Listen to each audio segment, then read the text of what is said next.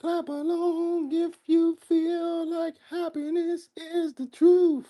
Oh, clap along if you feel like. How everybody doing this morning? This morning, this morning.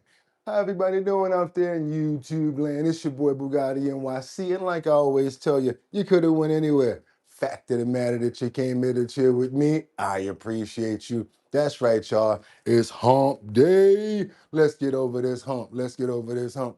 How everybody doing out there? We're going to start it off the right way. Let me know if you can hear me. How y'all? Okay, thank you so much, Batty Lynn, for being on point. That means we can get those prayers in the air. Let's do that. Let's get those prayers in the air right now. Want to pray for happiness, want to pray for love, and we want to pray for understanding. Want to pray for good health. I want to pray for cooperation with our people as well as our family members. I want to pray for love. I want to pray for understanding. I want to pray for your dogs as well as your furry little friends. Want to pray for Mark Dorfman this morning. We got Casey Ramos up in here early. How you doing, my brother? We got 420 up in the building. What's up, John Patrick? Liberty and Justice. I see you. How you doing, sis? I hope everything going good for you. Batty Lynn, I see you right there. Thank you so much for letting me know that the audio is good. Miss Swanza, okay, she doing pretty good this morning. That's right. That's right. Because you know we stayed up. We stay prayed up over here for you. You know how we do. Who else we got over here? I see 420. Who's that? Jay Medavern. Okay, 2620. Got you up in here too. Okay, who else we got? Jonathan Burps. Who else we got? Mark Dorf. We can't forget about Sam Champion. Can't forget about Jordan. Jeffrey. Can't forget about Money Tree. Always got to look out for those guys right there. Coin Collective, Dot Focus, and all of those guys. Terry. Want to look out for Terry and make sure Terry's in the prayers. Rebecca Lanyon Bueno. Jeffrey Spilker, 420. Who else we got up in the building? Can't forget about Matt.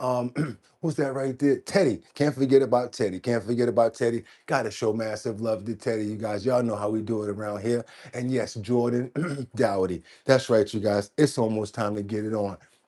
Amen. Woo! Gotta watch the time now. We gotta watch the time this morning. Now we gotta watch it because it's time to get it going. Thank you so much, Liberty and Justice. Good morning. Good morning, everybody. I hope y'all ready to go. Royal, got you in there too. I'm ready to go. They're ready to go. I said it's time to start the show. I hope you're ready, yo, yo, yo, yo, yo, yo. Whoa. And we wind it up. Mm, mm, mm, mm. Wind it up. Mm, mm, mm, mm, mm, mm. Wind it up. Because it's 6 o'clock. Somewhere should be here. Hey, is it 6 o'clock yet? We need to know because it's time for us to get it going. Oosa. Let's go, y'all. One more. Oh, okay.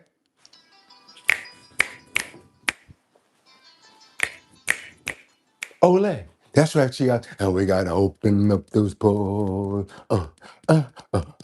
We gotta open up those pores. We gotta open up those. It's good to be back, y'all. Y'all. That's right, y'all. 2020. I'm sorry, y'all. May 6th, y'all. 2026.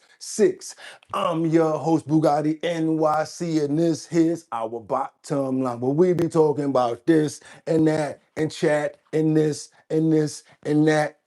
Where we be talking about this and that and chat and this and this and that. Just got me lit. That's right, y'all. Y'all know what time it is. I hope everybody don't have no hangovers from yesterday. I do recall it was Cinco de Mayo, also Taco Tuesday. So I could imagine how many people had tacos yesterday, probably had a little bit of tequila or whatever. But guess what? We all back here this morning for a fantastic show for our bottom line so we can do what we got to do. I already predicted this, kind of figured this was going to come here. So let's go ahead and get into that title. Has Trump finally forced the Strait of Hormuz to open? I don't know, you guys. Y'all going to have to let me know. It's time to get into it. It's time to get to work. So y'all know what I'm going to say right now, right? I got 5 on it. I'm sorry right there.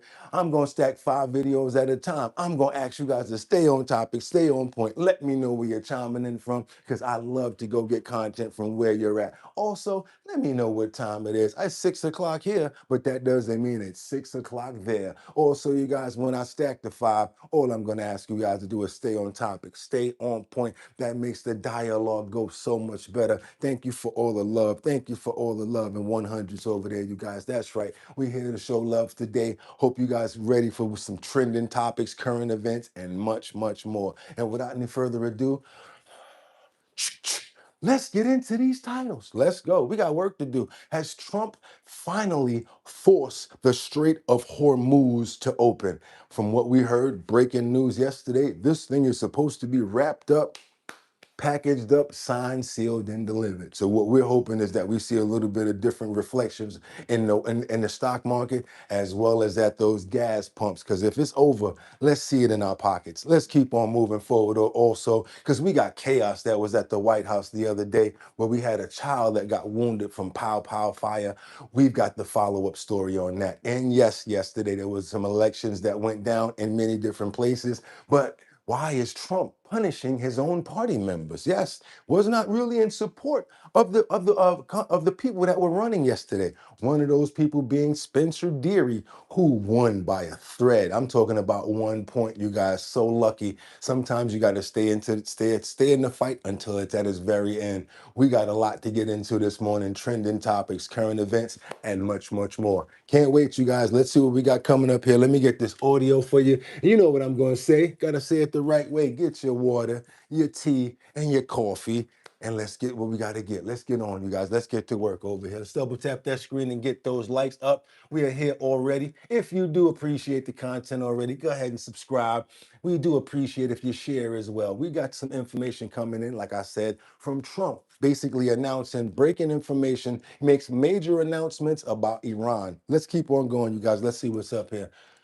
Is the founder and president of the Foundation for Defense of Democracies. All right, this is just breaking about the pause on Operation Freedom. We can only speculate that the Iranians called the White House urgently and said, we can't have it. We can't be embarrassed like this. Good morning, everybody. Sail out of the strait. We promised we controlled. So we got a better deal. Here's the counter offer.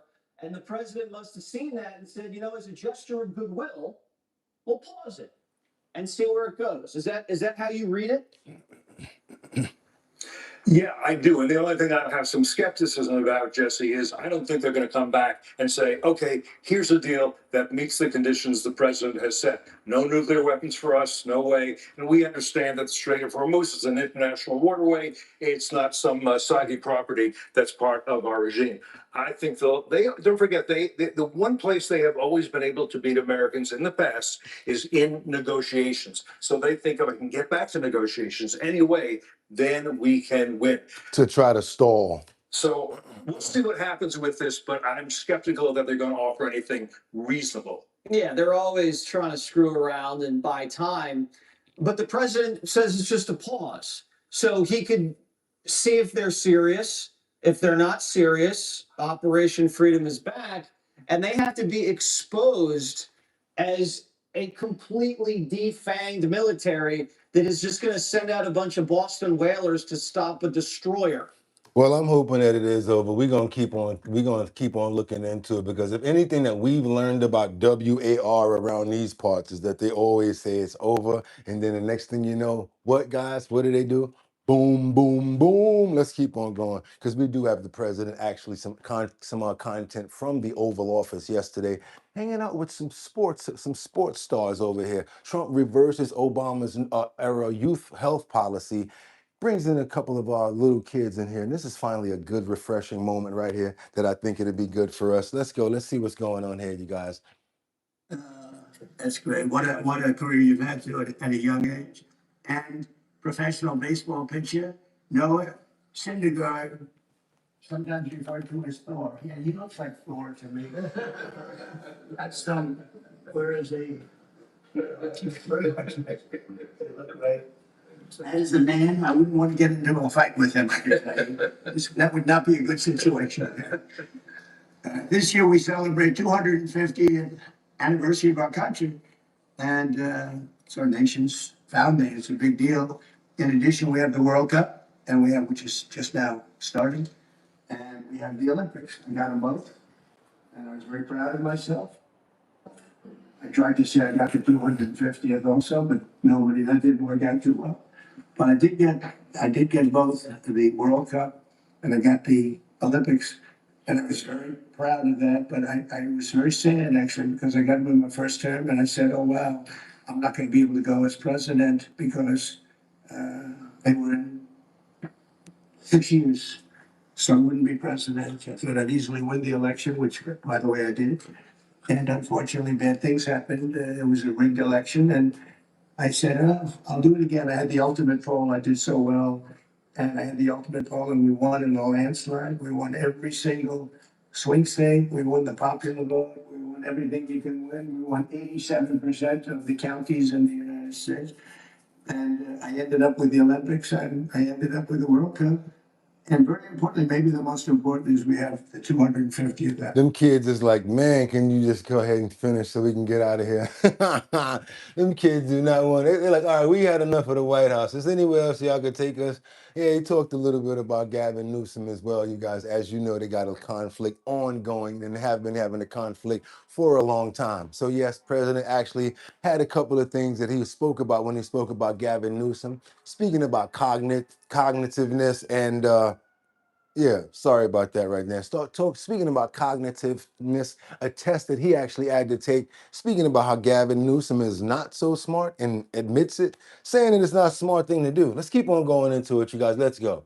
What's really going on? The other day I made a speech in a great Florida senior citizens community, and I made another one at the Kravis Center, 2 in one day. It was wonderful. I go out and make a speech, then I say, "All right, let's go home." "So you're making another speech, and this one's in front of the richest people in there." I went from an unbelievable group of. Good morning, everybody. Good morning, everybody. I feel the same as I felt 50 years ago. I don't know. There'll be a period of time when I don't tell you that. There'll be, because I'm honest, I'll say, it's not looking good. I have to be careful. If I said, as an example, "I'm not feeling well," they put on, "Donald Trump is not feeling well," because they won't know that I'm using that as just a reference point, and they'll say, "Listen to this." I'll say, "I'm not feeling well." Well, someday I might say that to you, and you'll be the first to know. Actually, I won't have to say it because you'll be able to see it, just like you did in the last administration. And, one of the things I said is that we should have, in my opinion, anybody running for president or vice president should take a cognitive test. Yo, this dude right here. No president has ever taken one except me. I've taken 3 of them, and I've aced each one. 1 in the first administration, 2 over here. And whenever they get a little sassy, like, "Does he still have it? Does he still have what it takes?" I say, "All right, I'll take another one." And they are hard. There are many people in this room I know that are smart. They're not going to ace them. There are many people standing back there, the fake news media. I'd like to have them. The first question is very easy, and they always show the first question is, you have a lion, a bear, an alligator, and what's another good? A squirrel, okay? Which is the squirrel? So they show that question, and then the first 4 or 5 questions if they get a little more difficult. By the time you get to the middle, they're tough.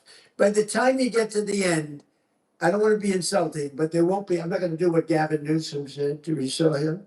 He said, "Everybody in here is stupid," and he's stupid. I think it was the worst political interview I've ever seen. He said, "He's stupid, he's dumb, he gets bad marks on everything, he can't read his speech." And nobody wants to report that. It was the worst. But My question, have they finally got this foolio up off this bridge up here?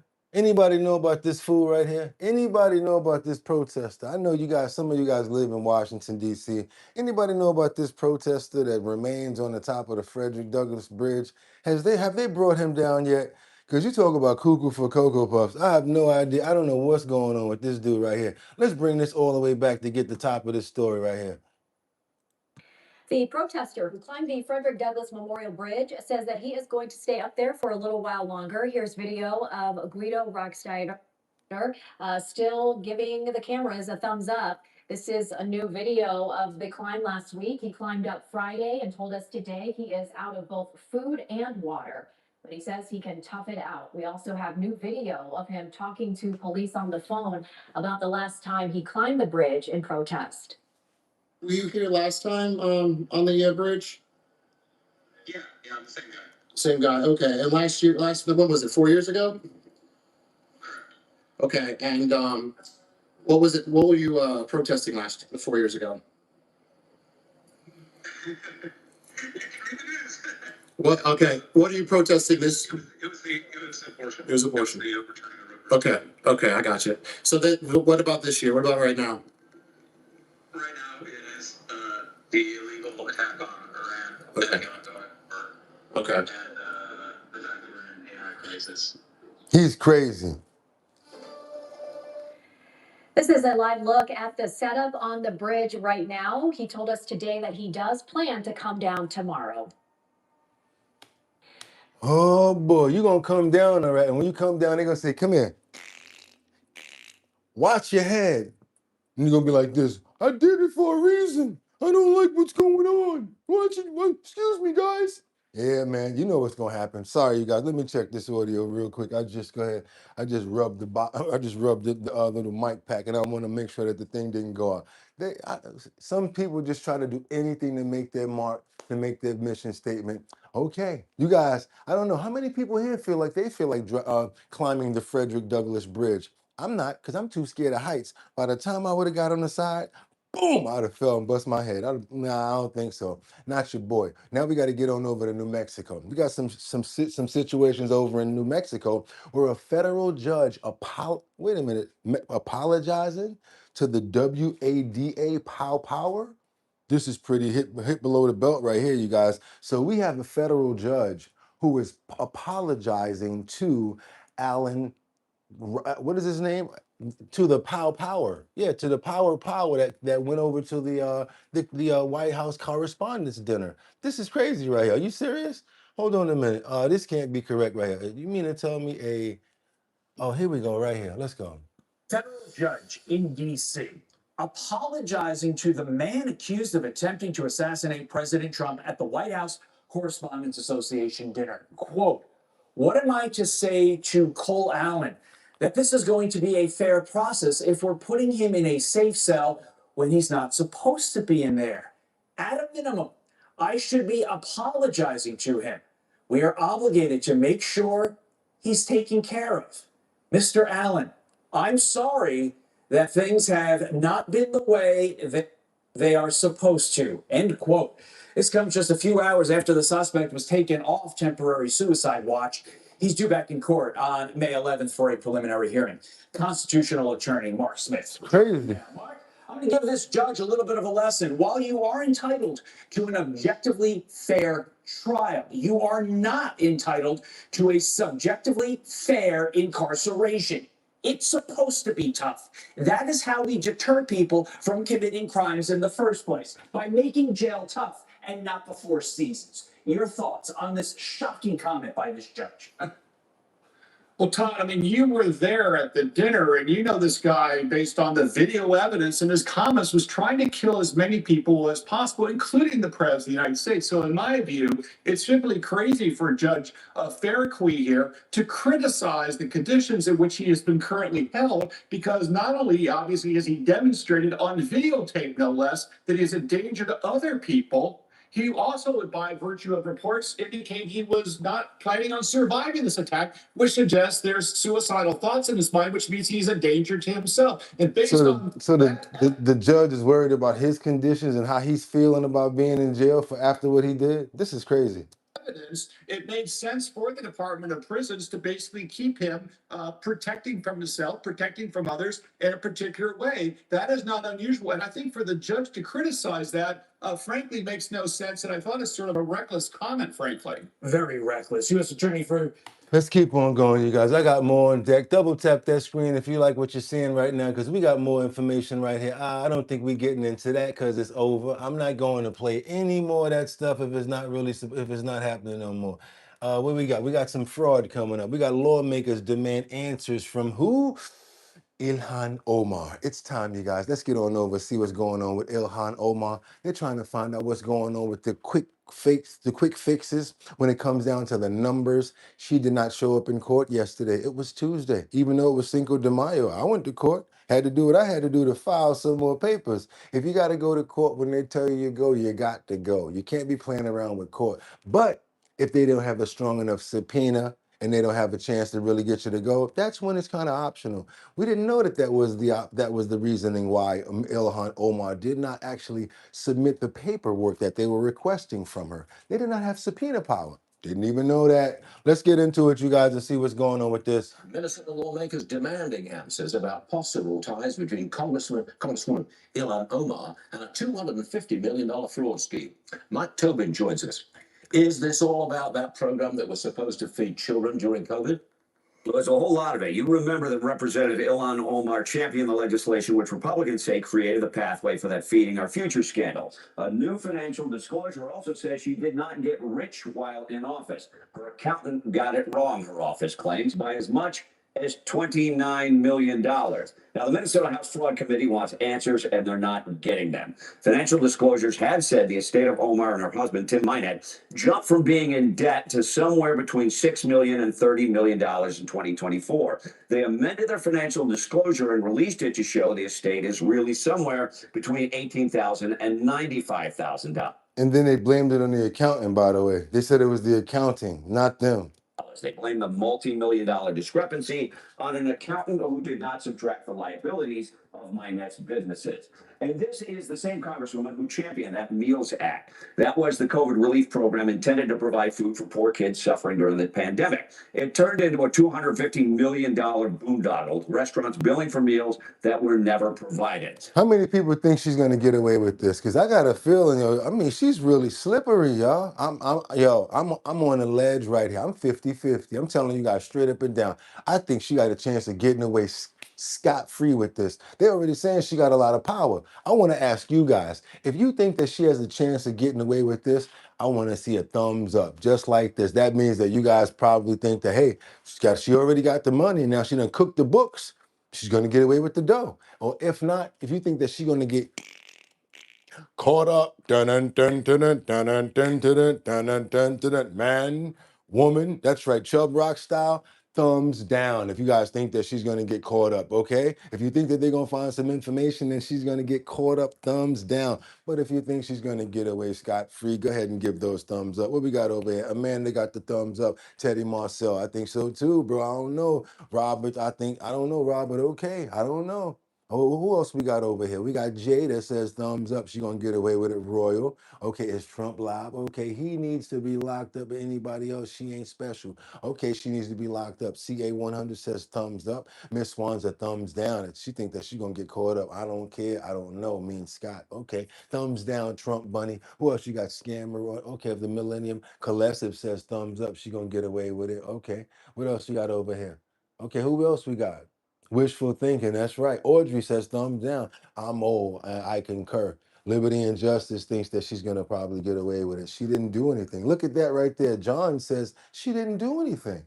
A couple of people are saying she didn't do nothing. So who is the accountant? Why is the accountant locked? Why isn't that accountant locked up? This is the world that we live in, says Money Tree 305. Let's keep on going forward, you guys. Let's go. A restaurant in the center of the scandal was a safari restaurant. Omar held campaign events there. One of the owners, Salim Ahmed Saeed, was convicted for his role in the scandal. The Republican chair of the House Fraud Committee made repeated requests for Omar to show up. No response from Omar. It's just another example of disrespecting Minnesotans. She thinks she can get away with things like this because she's, a powerful politician, but Minnesotans are fed up. Minnesotans in her district are fed up. They really care about how their money is spent. Now, Representative Kristen Robbins now sent a letter to Congresswoman Omar asking her to disclose, among other things, communications with defendants in the Feeding Our Future scandal and donations from them. But Robbins, who I should note is campaigning for the Republican nomination for governor, says the committee has no subpoena power. Our requests for comments from Omar's office are unanswered, Stuart. Yeah, Lisa. Lisa says fraud, but I think somehow she will get away with it. You guys, you didn't even know that there was still money being sent out. There was still millions of dollars still being sent out in Minneapolis. I'm talking about what they're saying right here. $67 million was sent out throughout 9 daycares. Yeah, all of those Leering centers, they are paid, you guys. And even if they shut them down, they already got the dough. They ain't gonna be able to get that money back. They're saying that they will, but I don't think so. Let's get on over here to Minnesota to see what this is about. Five investigators is getting answers tonight on just how much of your tax dollars flowed to those daycares raided by the feds last week. It was all part of a sweeping fraud investigation, and now Ryan Ray. Follow up. Remember they were taking the boxes out? Now we getting to the bottom and seeing what's going on. $67 million, you guys. Come on now. If you have not subscribed, it's time to do so. Share, hit that forwarded somewhere. Put it on your Facebook page right now. Let everybody know that we live, you guys. Also, hit that like button. Hit the notification bell down there so that you know when we're on. That's right. Let's keep on going. Rich is tracking the money with some eye-popping numbers. I want to focus on those 9 daycares raided by the feds. We have learned the state sent them $67 million in the last 8 years. That's your tax dollars spent on this child care assistance program known as CCAP. There are no charges yet, so we don't know how much of that $67 million could be fraud.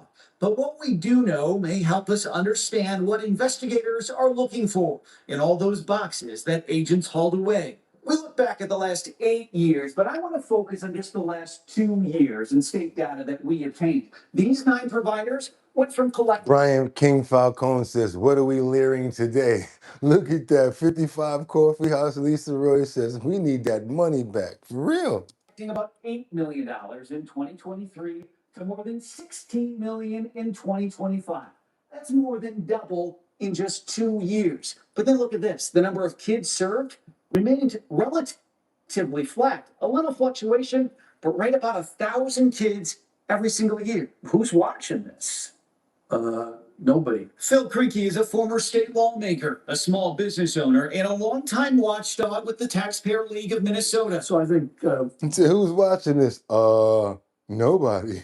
Voters are very frustrated with the entire situation. Good morning, y'all. Hit that like button, y'all. Let's get it up. Frustrated, especially when the warning signs were there. In 2019, the legislative auditor warned state leaders about a lack of oversight. The report finding that, quote, program integrity controls are insufficient to effectively prevent, detect, and investigate fraud. You put water in the bucket, and if the bucket's empty in the morning, what do? You check to see if the bucket's got a hole in it, and nobody bothering to check that the buckets, they just keep dumping more water in. Just like in CCAP. Now let's zoom out and look at this entire program. And keep in mind, this is a publicly funded program for families that can't afford childcare. Now, since 2020, the state has paid out about $1.5 billion to all daycares who participate in this program. And look Wow. at this explosion. Back in 2020, they paid out about $188 million, and it shot up from there. Last year, they paid out about $367 million. Now, I've learned there are reasons for this, like an increase in federal funding, a change in the rate paid, and a new formula. Frederick, But here thank again, you. look at the number of kids served. It stays relatively flat, about 30,000 kids every single year. But the money goes up, but the money goes up, but the amount of children that is served stays down. It's automatic. You can see it. When you follow the money and you look at the numbers, that's when you can tell. You guys, I think we only got like 88 likes up in here. We're not digging that. It's about 300 people up in here. It's enough to get those likes up. Let's get those likes up and get more people over here to know what we got going on. It's our bottom line. Let's go, you guys. Now, this is a really sad one coming out of Seattle. You guys are going to have to pay a little attention to this. And I'm so glad that after a while he did get. And why? Because him and somebody else decided they wanted to roll up on a 77-year-old man and hand out a beatdown. That's right, you guys. Come on, Seattle, serious situation over here. I want you guys to see what goes on when the freaks come out at night. The freaks come out at night. If you ain't got no reason to be outside and you don't have to be out there, don't be just leering outside. No, don't do it. Come on over to Seattle and see what's going on with these two right here. And just follow the circle. Check this out, you guys. No audio, no audio. They got caught on camera, and I'm glad that they did. I don't know who told or how they got caught up, but this is good. 77-year-old man is walking in the other direction. Seems like they're squaring up. Have no idea why.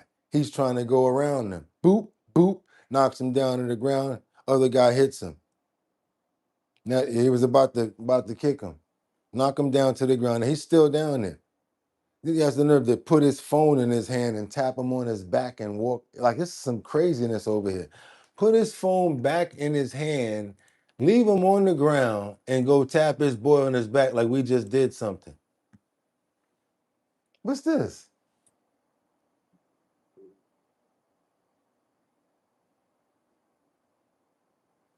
Like, why? Like, for what? Absolutely no reason. Now they looking at each other like, yeah, we just did something. Now you got the people about to get off the bus. You got the old man still laying on the ground over there. He's still laying down there. See, his feet still facing this way. He's on his knees now, like trying to get himself back together. Still under that tree. They went over there, smoked for a little while, did whatever. As you can see, it's being fast forwarded right now, right? Yeah, I'm giving you the narration on this because I remember watching this. I watched this whole thing. Now you see they walked away, right? Now you see they're on this side of the street coming this way, coming down. All right, that's both of them right there. And I guess him and his boy about to break up. They're not going to be with each other for too much more longer. Now he about to separate from his boy. This is my favorite part right here. Y'all ready? Pay attention.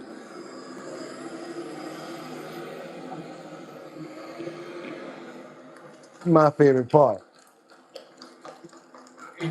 That's my phone.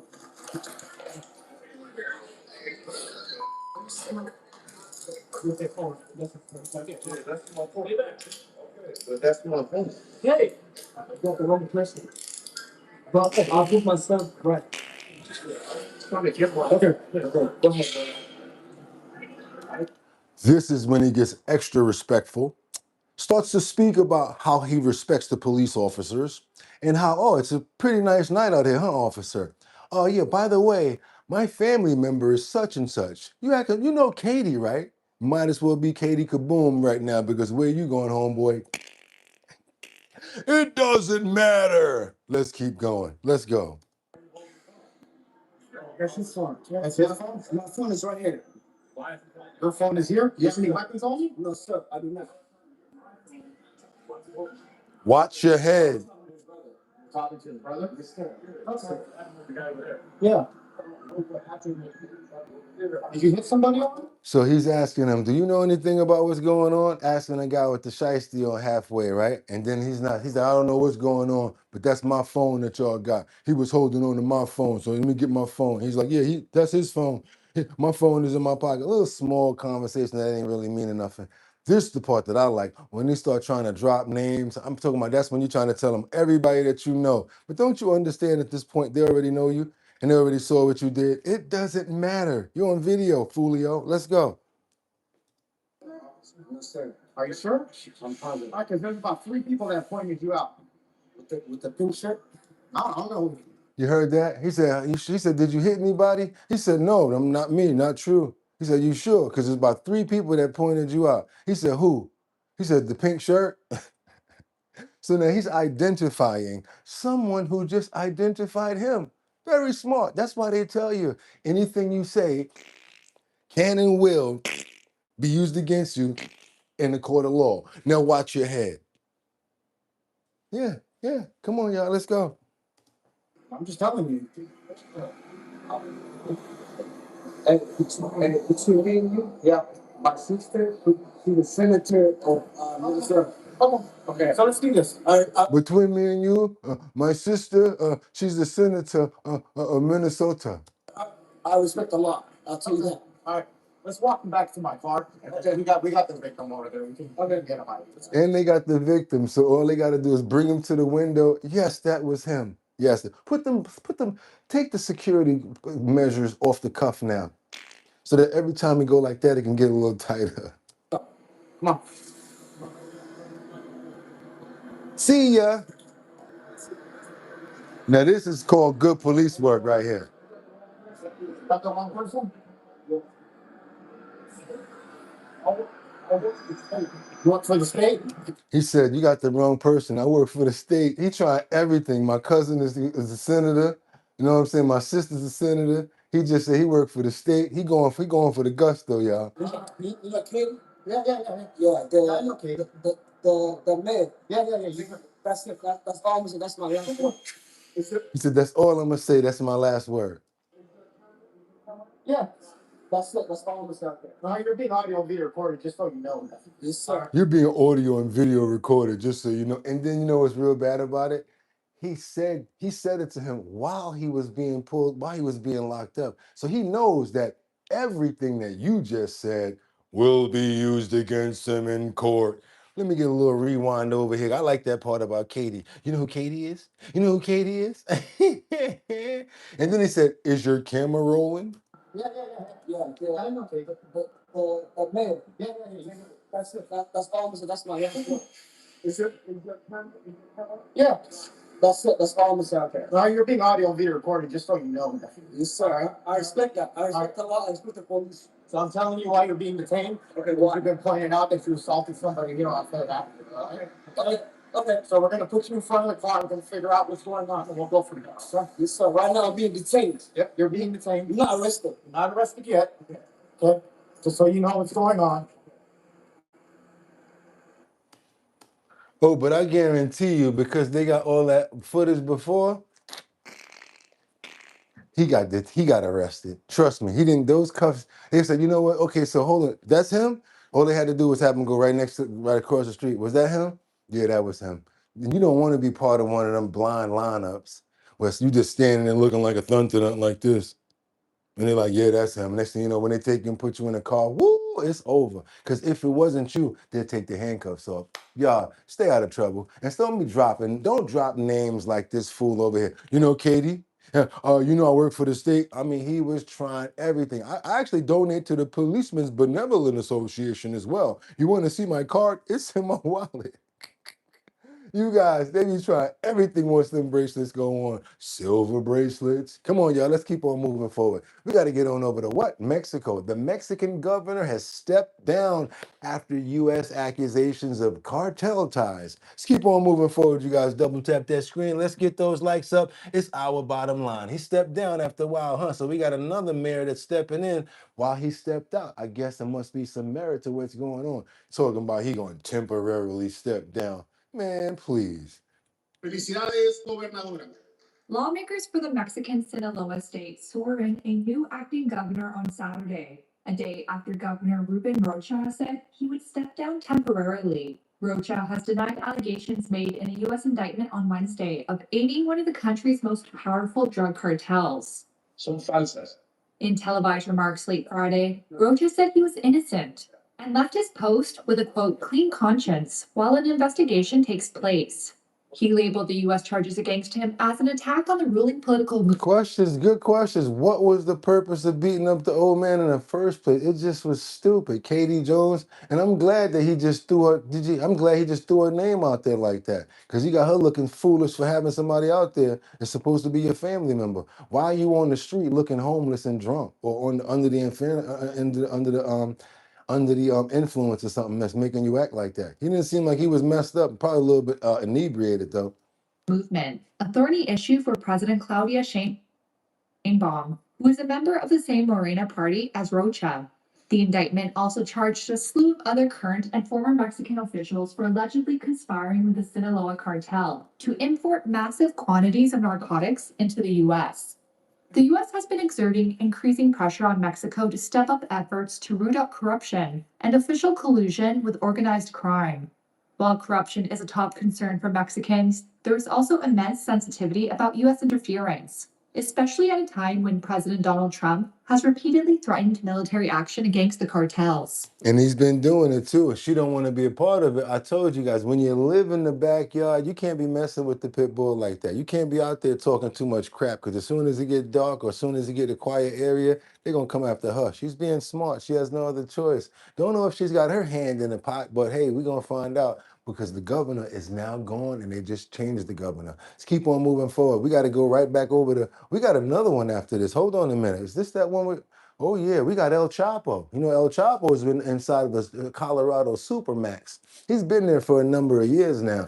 They're allegedly saying that he's trying to get out of jail, and not by doing it by legally. He's trying to escape, is what they're trying to say. He's already known for escaping from other prisons, and yes, he's already trying to make his mark now to escape from a Colorado prison. New tonight from the NBC5 Chicago investigative team, an El Chapo doubleheader for you. First, the outrageous request in a new handwritten letter from the notorious drug lord. And second, fresh questions about whether the drug kingpin has been trying to run his drug cartel from inside America's most secure prison, the Supermax. Our investigative reporter, Chuck Gabby, joining us in studio now with link details on both. Good morning, everybody. Good morning. Escaped from the Colorado Supermax prison since it opened in 1994. Tonight, the incarcerated drug magnate known as El Chapo had an escape plan, but not the daring kind he previously used to break out of jail in Mexico, a contraband motorcycle through a secret tunnel. El Chapo's new plan to escape America's most secure prison was simply to ask for officials to hold open. Somebody said, ain't no way he gonna escape Florence. The door for him. Jonathan Burke. Joaquin El Chapo Guzman became a billionaire running the Sinaloa drug cartel in Mexico that federal law enforcement agents say is still responsible for the lion's share of all illicit drug sales in Chicago. A decade ago, El Chapo was caught in a firefight in Mexico, extradited to the U.S., and sentenced to life in prison. Here at the nation's Supermax, top security prison in Colorado, where no one has ever escaped in more than 30 years of operation. Now, in a series of new pen and paper letters from El Chapo himself, the world's premier drug trafficker claims his jailhouse treatment is inhumane, his conviction wrongful, and he's asking to be deported and allowed to serve his life sentence in Mexico. Chapo's trial judge, Brian Cogan, is a Chicago native, and Somebody said, why did the cartel want him back now? Could it be that we're kicking cartel? Yeah, there you go.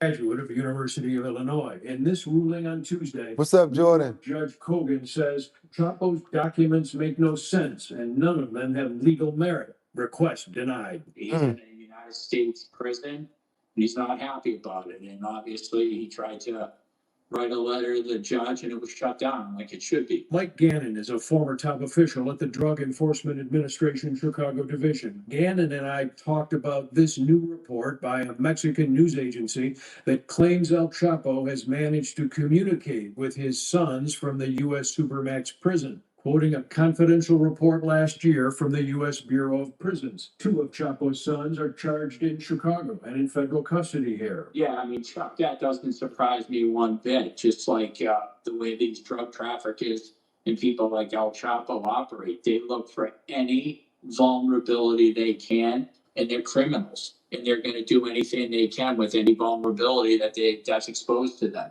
So it's no surprise to me he's trying to get messages back to what's alleged with family members, and other people are even trying to make threats. I mean, you got to expect it. This dude they got people to make tunnels to get him out before. I mean, if they got the patience, he got the time on his hands. He got the time on his hands.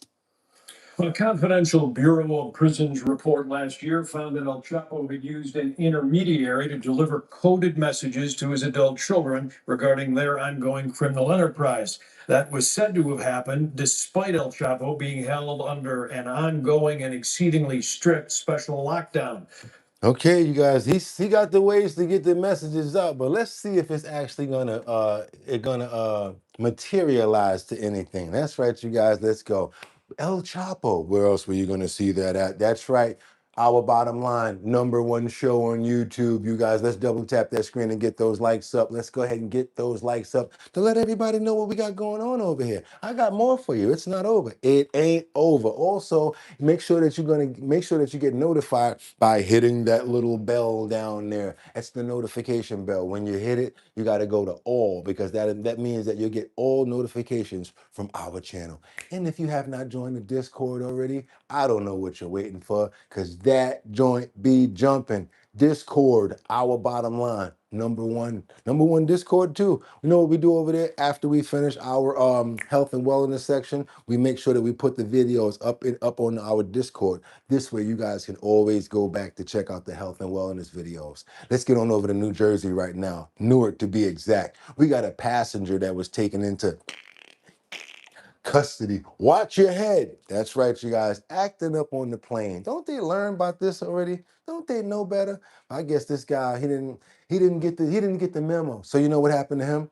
He was trying to get inside of the cockpit while the plane was in motion and in the air. I don't know why, but yeah, we got to get into it, you guys. Jordan Dowdy 913. Thank you so much. Thank you so much. This is for my twin being green. Appreciate you, bro. Everybody, show Jordan some love. How you doing today, Jordan? Let's keep it moving, y'all. Let's go. I want you guys to see this right here. Tonight on a disturbance aboard a United Airlines jet that landed in Newark last night. We now have audio of air traffic control responding to the flight crew's request for help. You need them right there, Romeo, short of Juliet, correct? Affirmative. Do you have a nature of emergency? Gentlemen, this is deck one of flight attendant. Try to open the floor being cab door. Oh my God. Try to get access to the flight deck. The pilot said he's trying to get entrance to the flight deck. The disturbance happened last night on a plane that took off from the Dominican Republic. First responders took the suspect, a 48-year-old man, to a hospital for a psychiatric evaluation. The flight attendant who was attacked refused medical attention. And yet I need you guys to be careful about what you eat, because now we're talking about those carcinogens, and they're not even hidden. They're not even being hidden anymore. They're utilizing them in plain sight. And when I say plain sight, that's the bakery that you go to. That is the let's say the mom and pop store that you go to buy your bagels, your favorite bagel shops. Do you happen to know why the bagels get so fluffy like that and they have that nice little crust on the edge? You guys think flour's doing that? Sorry, it's not. Got to bring you guys into what happens when you eat processed breads and things of that nature. Just really quick, but it's not the health and wellness section. I'm glad that more people are learning about it, though. Let's get on over here as New York pauses, and I got to show you guys something right here. Wait a minute. Let me make sure this is what it is. Yeah, they're using carcinogens in our dough to boost the dough and to make it larger. Let me let you guys get this straight from the horse's mouth. A baker. Let's get on over and see what's going on with these bagels, you guys. Check this out. Be careful what you eat because it's everywhere. It's an invisible ingredient that makes pizza dough and bagels rise, but there is now a push to remove potassium bromate from city staples. Vanessa Murdoch explains. Fresh out of the oven, smoking hot pizza from Fermento in the Village has folks lining up at lunchtime. Each pie lacks common ingredients on purpose. I like all clean ingredients. There's a reason why I put a sign over there. That sign clearly states bromate free. Owner Michael Vendome is ahead of the curve. He uses imported flour from Italy, which banned potassium bromate in 1990, along with the entirety of the European Union. bromated flour is been the standard for decades. President of Bagel Up, Sam Silverman, says take a bite out of a bagel in the Big Apple, and odds are it contains potassium bromate. You want this to be a nice, tall, fluffy bagel? Well, the bromated flour helps with that. It reduces mixing time and helps with consistency. Still, the Bagel Ambassador is all for New York State's Food Safety and Chemical Disclosure Act, recently passed by both the House and Senate. It would ban potassium bromate. State Senator Brian Kavanaugh introduced the legislation. New York State is taking action because the food industry has succeeded in preventing effective regulation at the federal level. It's important that we step in now and protect the health of New Yorkers. There's a suspected carcinogen in both animals and in humans. It's more closely linked to thyroid cancers and some adrenal tumors. Yeah. We don't want it. We don't want it, and we need to stay on top of it. So when I found it, I said, I got to bring it to my people. I gotta bring it to my people. Do I need to walk into the pizza shop and say, excuse me, what type of flour do you guys use? I mean, because if this got that in it, I don't want anything that's gonna give me carcinogens or the possibilities of getting cancer. That's what we're trying to fight, you guys, because you got to worry about it over here in the hair items. You got to worry about it over here with the lotions that you put on. You got to worry about it over here with the sunscreens. You got to worry about it with what you drink. Now we got. This is what I'm trying to tell you. It's really it's a really real hard fight that we're fighting. Our immune system, we need to really make sure that we keep our immune systems up as much as we can, because everywhere, it's everywhere. And yeah, if I gotta start asking, what's in that dough? I think so. Also, I've been also noticing that wheat, breads, and certain things like from a few years ago don't taste the same. There's always been some sort of weird aftertaste. I always say to myself, what's that line that I taste? It's just like something that just tastes weird, that just doesn't even make you like the food anymore. And if you've been around for a while, like a lot of people that I know, we can really taste the difference, to the point where when we bite a piece of bread, there's just something wrong about this damn bread or this food. It doesn't even get past our taste buds, because we know what good food tastes like, or what it used to taste like. It's like the more the process it is, the weaker the item and the more terrible it tastes. And it's nothing but processed garbage. And then your body has to process it after that. I'm not going to do the health and wellness section here, but we're going to get into that. It's actually about stuff like this. Let's go. Dr. Stephen Lee Kong with Hackensack Meridian School of Medicine says without a doubt it should be banned, and there are alternatives. May taste better too. The past two winners of our Bagel Fest blind taste test competition have been made with an unbromated flour. A Fermento slice rated best in the Northeast. Vanessa Murdoch, CBS News, New York. Yeah, and anybody out there in Colorado, go slide up on my boy Johnny Pizza over at Roadhouse. They opened up another location yesterday. They got one out there in Colorado, Durango, you guys. No bro made, but a bro made it. Let's keep on moving forward, you guys. Double tap that screen. Get those likes up. I love to give you guys good, wholesome information that we're going to actually get to learn something out of, and that really helps us out. If you guys got any content, any information that you want to send to us that you feel like it's going to help us out and to let us live maybe a day longer, go ahead and send it over to bridgethisllc@gmail.com. That's bridgethisllc@gmail.com, especially if it's health and wellness stuff. Let's keep on moving forward, you guys. We got to get on over and see what's going on with hundreds, like I said, hundreds of MS-13 members are went before a judge, and they had a mass trial. Check this out, you guys. I'm talking about hundreds of them. They had them all lined up over here. Do we have this right here? I think it's right here. And I'm talking about, imagine having this many co-defendants. I wouldn't. This is what my brother always used to tell me, man. Be your own co-defendant. Don't go in there with nobody else, because the next thing you'll know, and all they got to give them is a burger. So you rather have no co-defendants. Do it all on your own if you're gonna have to do something. Because Lord knows somebody in this group snitching. It's gonna be a couple people trying to get out. So less co-defendants the better.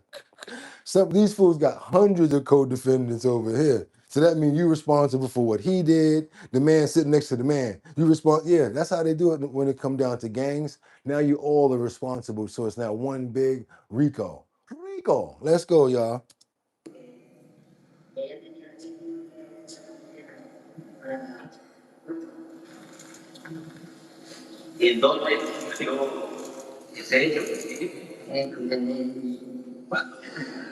Can you imagine having that many co-defendants?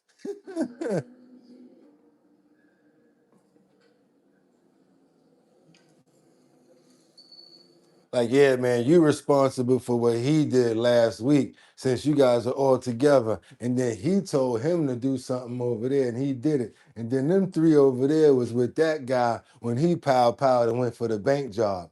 Man, by the time you come out there, they might as well tattoo your whole body with charges. They have about 2 inches. Your whole arm will be tattooed with charges if you got to take up all those charges. Forget about it. You ain't trying to have no co-defendants like that. He got a big old 13 on his face, so you know who he rolling with.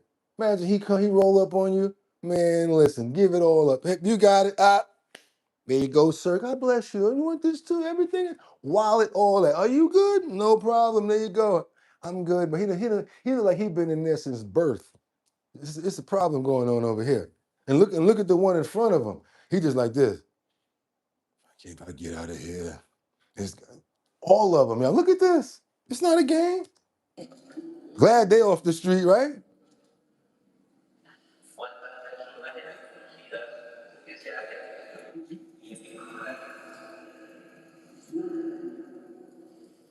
Be like, man, listen, you know I got some money on my debit card, all right? Because you know I can go swing by the bank if you need something else. I'm talking about things you ain't never said in your life be coming out your mouth.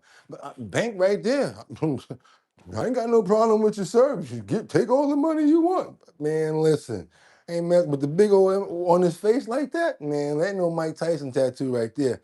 He done did some stuff to get that tattoo. Let's keep on moving forward, you guys, because now we got to watch the Spanish princess. What's her name? Leonarda. She's flying a F5 military. A F5 military jet. Come on, ladies, with the power. Come on, okay. Power to the ladies on the other side. Let's see what you got going on with this flying this jet right here. Is that you? Let me see something real quick. No, we know how to get past that. We're gonna reload that. We're gonna make sure. Yeah, we're gonna see this. We want to see this right here. We want to see the princess if she could put it in the air. Let's see how good she is, y'all. This is the princess, Spanish princess, Leonarda, flying an F5 military jet. What y'all know about that? Huh?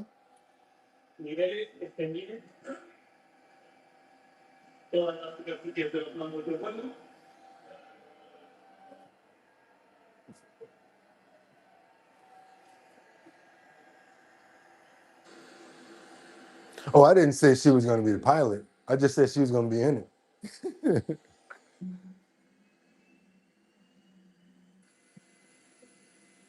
So now I guess she's taking her lessons, y'all, you know? Hey, power to the ladies. Well, I ain't said she was going to be flying it now. I said she was going to be in it. Keep on moving forward, you guys. Let me tell you something. That's how I had to learn how to drive. Stop it, y'all. Don't be acting like that. Don't be acting like that, fellas. You know how you had to learn how to drive, being in the passenger seat, letting them, this is the brake. You got to learn, man. You got to learn first. I was terrible as a driver. Man, people used to be like, man, if you don't get out my car, motorcycle, got it like that. But when it comes down to a car, forget about it. Forget about it. Let's keep on going, you guys. Where we going? Oh, no, no, no. Oh. Okay, you guys. I felt like I needed to break it up a little bit right here because we got a little bit of information coming up on our friend Supernova. Something was like, yo, you know what? We don't gotta wait all the way to the end to show Nova and the dogs all the time. Sometimes people might not be here for the whole show. So I said to myself, you know what? Let's put a little bit right here where we got Nova right here. Well, Lynn is basically saying he's letting his auntie rub him on the head. But when he gets fed up, he look at you like, all right, that's enough. So he's letting her rub him on the head. But notice how when he has enough, he has enough. So what did she call this? Love the wubs, but don't overdo it. She always catches Nova at a certain time, you guys. I think this is hilarious right here. Check this out.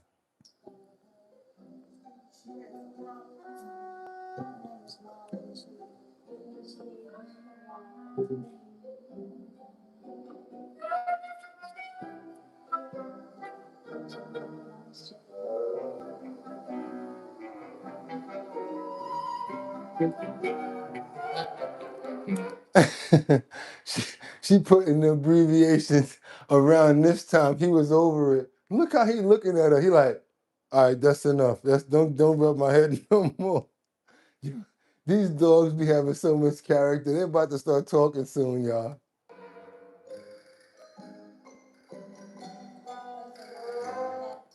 And it's funny because she know him so good. She knows that boy. She know that dog so good. I thought that was just funny, you guys. I just thought that we might want to laugh over that real quick. Let's get on over to something that we had to prepare ourselves for. Swalwell, he's been accused of sending Snapchat videos. Disgusting. He was baiting, y'all. Yeah, he was, y'all. I ain't say the whole word, but he was out here baiting and sending people pictures. How you gonna be sending pictures? Oh, come on, man. That's a little Bugatti joke right there. It's still in the works. I still haven't finished. I still haven't figured out how I'm going to bring that joke into fruition. Not only for you guys, but just period altogether. Because it's like, you know, you punch your leg for the sound. Same way you do the, like for the horse races. But it's not even a funny thing. Got to be serious right now. And the reason I showed you Nova and Lynn is just to prepare you for this. Because this is pretty disgusting. Yes, you guys, let's go and see what's going on with Swalwell, as he's been accused of sending nasty Snapchats and nudes. Yeah, this is crazy right here. Let's check this out real quick. Eric Swalwell cannot get out of the headlines, now accused by multiple women of sending sexual messages through Snapchat after becoming one of the first members of Congress to actually join that platform back in the day. CNN has now interviewed more than a dozen women who say Swalwell made them feel uncomfortable over the last decade, from social media messages to in-person encounters to alleged attempts Congressman to get them into his hotel room. Swalwell sent one girl nude photos of himself and videos of him masturbating. Who on earth, I mean, would ever want to see something like that? I mean, Eric Swalwell. Back in 2016, The Hill anointed Swalwell as the Snapchat King of Congress. Now, this was an app that was initially designed for sending nude pictures, by the way. You should know that. It's much more mainstream now, but that's what it was for. Swalwell joined right out of the gate for obvious reasons, but claimed that he was doing it to help democracy. He actually said that. The New York Times reports he's still using Snapchat, still sending communications to his staffers, including one to a former intern on the app, asking why she had taken a screenshot of their chat history. Eric, you're dumb, but you're not that dumb. I think we all know why she's taking pictures and evidence of what the hell kind of weird guy you are, Eric. You know why they do that too? They said, and I didn't know, but he must have figured out. They say that once you do a video on Snapchat, it can disappear or something like that. So I guess he feels like nobody could keep the video. How come they can't just record it from another phone, from that phone? Okay, whatever. Yes, you guys, we got some really creepy people out here in our government and our administration and our lawmakers. We got to really shake it up and see what's going on with these people. This is, I'm talking about, I almost fell on the floor when I saw you, when he first said it. Let's do me a favor, you guys. If y'all appreciate the content, let's go ahead and get them likes up. Hit that subscribe button. I'm over here literally tearing, yo. You got me laughing like crazy. That was crazy right there. We got the chameleon carriers. I'm not talking about come a chameleon. I'm not talking about that chameleon. I ain't talking about George. I'm not talking about Culture Club. Let's go. I'm talking about chameleon carriers. These are truck companies who, when they get caught up into a jam, when their drivers do something messed up, and when the cops crack down on them, they flip it and lip, boom, keep the same trucks, change the company name, and get other people to go out there and do the same work that they were doing. And sometimes keep these illegal drivers on staff. Check this out, you guys. It's very important. We have been following these stories, and these stories are very important because it does have to do with our roads and remaining safe. The United States has a big problem, and a very dangerous problem at that. It's in the trucking industry. The problem is actually so common, the operators have a name for it: chameleon carriers. These are trucking companies that shut down because of continued safety violations, but immediately begin working again under a new name to avoid regulators. They use the same management, same trucks, in many cases, even the same drivers, but they escape punishment because their company suddenly operates under a different name. This means high-risk drivers and vehicles are still on our roadways, cheating the system and putting you and your family at risk. You know, what studies show, these chameleon carriers are 4 times more likely to be involved in severe crashes. At least 141 people have died as a result over the past 5 years. Almost 2,000 people have been hurt. Derek Bars is the administrator of the Federal Motor Carrier Safety Administration. Derek, very important information, y'all.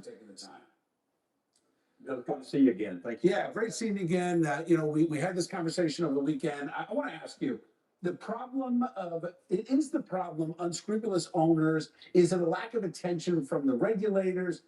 Was it the last administration? Is it the flood of illegals getting driver's licenses? How do you nail this problem down? Erie says this has been happening forever. That's why it's so hard to sue them. They're always changing the name. What else we got? We got Ghost Dog. Instead of clothing yourself with the Lord Jesus Christ and make no provisions for the... Okay, keep on going. Jordan will know the details. My first trucking company I worked for was like that. Cool owner, but the last accident made him go bankrupt. Ooh, there we go. See? or is it a bit of all of it? Well, I was going to say, I think you hit the nail on the head right there. It's all of it right there. Without any sort of type of monitoring, no oversight, and the lack of that over the last several years has got us into a predicament of where we are today. Beginning the last administration all the way up until end of this year, last year, I mean, we've seen an influx of these companies coming into the market and with a lack of oversight and not being. Lack of oversight. I hear what you're saying. Isn't there enough Americans to become truckers? Yes, there are. But there's also other companies that want to hire cheap labor and they don't care about what the category is. And if the category is trucking, they don't care. Being able to address these issues. And so, and you got the illegals, immigrants that have come in, that have been getting driver's licenses, not going through the proper driver training schools and so forth, like we talked about yesterday. Yeah. But this has been a problem that has expanded over a period of the last 4 or 5 years. Well, expanded, that is one word for it. More than 10,000 new trucking companies over the past 5 years are in that category of chameleon carriers. And then you wonder why the trucking industry is taking such a hit. You got these people on Instagram, TikTok, like, I'm a trucker, I'm a trucker, I'm a trucker. And not even understanding what the whole bottom line and the premise is. You guys know what I'm talking about. Those certain truckers that when they pull up, they always complaining about not being able to drop their load or wanting some help to drop their load. Yeah, I know what I'm talking about. I ain't gonna go there, but you know what I mean, right? That means companies operated by the same people or relatives with serious safety violations. How do you get to these companies? I mean, how do you go back? Is this a function of shutting them down? Are there criminal implications? Can you re-vet those companies again? How does this work? Yeah, so let me just walk through a couple of examples for you and tell you how this happens. A lot of times is they get these US DOT numbers. It's not against the law to have a DOT number. It's not against the law to have multiple carriers. But what it is against the law to do is to use that to skirt, as you mentioned in your monologue, about skirting safety regulations. And so that's what they're doing. I do believe that there are criminal enterprises that are taking place in some of these carriers, and we are working closely with our law enforcement partners as well with our regulatory enforcement agents that we have at FMCSA and run these investigations parallel. You got losing families on the road. We saw that the last time the little girl, anybody remember her name, that got hurt very badly in a trucking incident? The one that was at the White House that time. You guys know what I'm talking about. And she's like running, she's like operating at like a 6-year-old stage, no matter how old she gets. And she was there with her dad. That happened because of a trucking accident, you guys. And then you guys just saw that other incident that I can't get out of my mind. That man was making a U-turn on the highway while cars were coming at full speed. People got stuck and trapped up under that truck, under that trailer bed. Oh man, you guys know what I'm talking about. It's crazy over. I just want to pray for everybody's families, everybody that's on the road. Just like I always tell you guys, you could be the best driver in the world, but it does not always have to be you. It could be the person next to you. It could be the other person on the side. It could be anyone. So please try to drive the right way and make sure you're paying attention to yourself as well as everybody around you. I want to pray for whoever lost their lives in these trucking incidents, every single one of the families that are suffering from these situations. I want to pray for the good drivers, that they get the recognition that they deserve and they continue to keep on doing what they do, because a lot of them are giving up and they're just saying, they're looking at it like they're giving anybody this type of work now, and they're just giving up because it's not what it used to be. And now it's just a whole big run for money and to see who can undercut who. I want to pray for all of you guys as well. That's right. In the Lord's name, amen. Let's keep it going, you guys. Yeah. Let's keep on going, you guys. Where we going over here right now? We going to the Met Gala. You know, they say that people do all sorts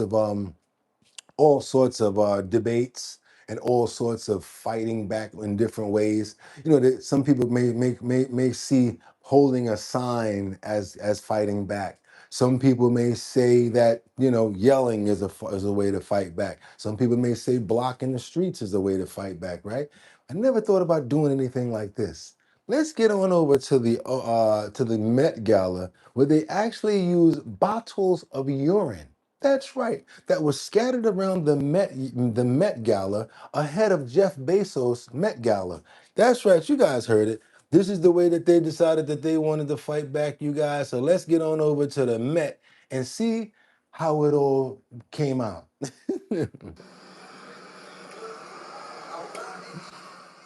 Hundreds of urine bottles found hidden inside the Met Museum before the gala. Hundreds of bottles containing fake urine were reportedly hidden inside the Metropolitan Museum of Art. These guys moving around just, the whole the museum, dropping off the pee-pee.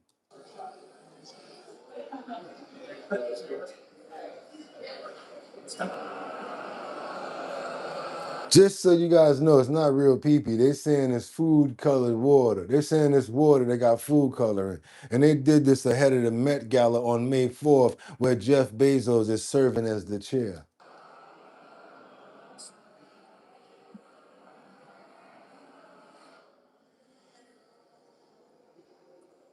Somebody said, I bet it wasn't fake.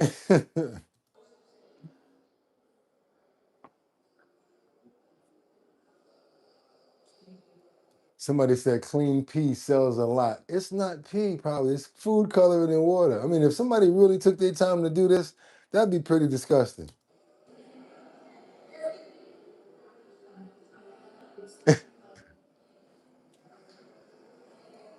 It says, boycott the Bezos Met Gala. Relax. It's just water and food coloring.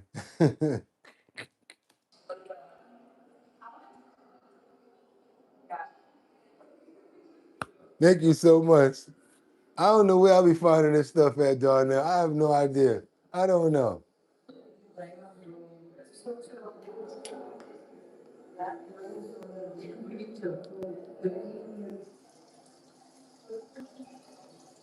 Now, when you put it over by the pond and you got the running water, it feels a little bit intense right there. You hear the water running, and she got the nerve to be picking it up, talking about, why are you picking that up? You don't know if somebody said, you know what? Hold on a minute, I want to do these last ones live. And you don't. I mean, you serious? You picking that up by hand? No glove, nothing.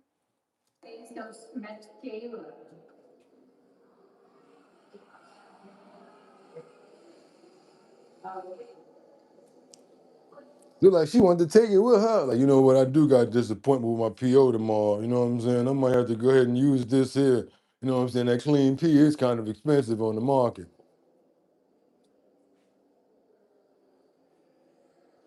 Wake up with that gala. Okay, you're in for a treat.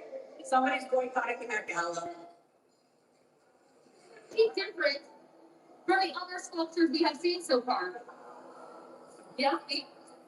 Yep. The dog is like, well, you humans. The dog is like, even y'all humans can't get y'all stuff together. Let's keep on moving forward, you guys, and double tap that screen. I got to bring this up to you guys right now. We got this breaking news. We got a teen that was sentenced for a stills nabbing death of her ex-boyfriend, you guys. This is pretty serious right here. Got to just let you know. 17 years old, and her boyfriend was 17 years old as well.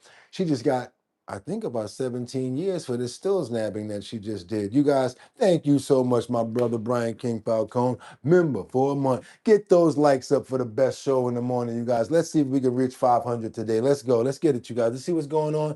Come on, let's go on over to Miami. This is a follow-up story as well. And up top of 7, we start with some breaking news. A teenage girl who stabbed her boyfriend to death has been sentenced to 17 years in prison.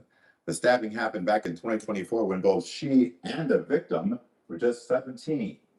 I'm Jim Barry. CBS's Miami's Yvonne Taylor is your reporter in Miami. He is live in the courtroom where that sentence was handed down just minutes ago. Yvonne. No question about the fact that it was a very emotional day. And let's keep in mind that the state was asking for 20 years in prison for the defendant and 10-year probation. She actually got less. Let's take a listen to the moment when the judge actually read that sentencing. The court will sentence you to 17 years in Florida State Prison, followed by 5 years of reporting probation. She'll be 32 when she gets out because she's 17 now, right?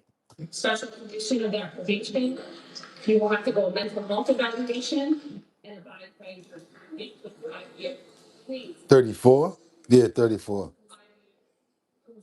So let's remember that it's Giada Malik, She actually she pleaded guilty for manslaughter on stabbing and killing her 17-year-old ex-boyfriend, Jakeem Lallar, a football star player. And so today we heard the relatives of both the victim and the defendant, and the families of the Told you I didn't want Popeyes. defendant saying Don't know what it was. I they don't were know. asking for some sort of mercy for the girl because she had said that she had repented, whereas the families of the victim were asking for justice to prevail because of the time that they have endured without their loved one. So let's take a listen to the moment when the defendant, Yahara Malik, takes the stand, and after that, we'll hear the victim's father. I was wrong for what I did, and every day I sit and think about the damage I caused. The family wants me in prison, but I'm in my own prison for the rest of my life. That's how I had to identify my son by a picture. And he died with his eyes closed and his mouth open, like he was shocked. He was in disbelief. Imagine going through that.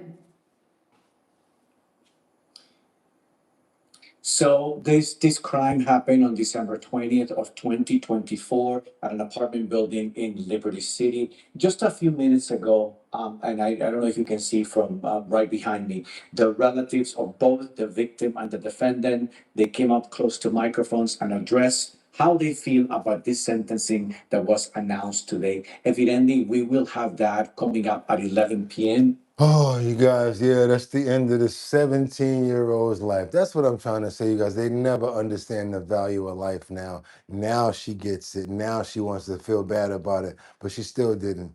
Start doing that time, and she's going to really feel it then. I want to pray for the brother that lost his life. I want to pray for his family. I want to pray for everyone who's suffering throughout this tragedy.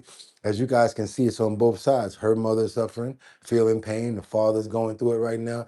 We have to make better decisions. And you guys, we have to prepare these children for the world before we give them to the world. We cannot keep on saying stuff like, oh, we need a village. But because guess why? We have to give the village a good product. We have to start it at home and make sure that we put the right things into these children before we start asking for help.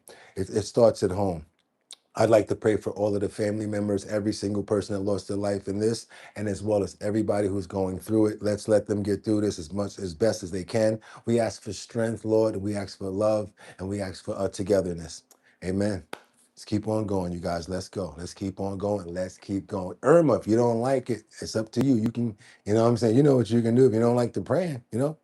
Praying over your children, it's a cold world. Yes, yeah, you better pray over them. You better pray over them. You better. That's what, you know what they said about, I don't know how long you guys been around, but my mother used to say, I'm still living off the prayers of my grandmother, of my mama. Yeah, sometimes you need those prayers, you guys. You need those prayers.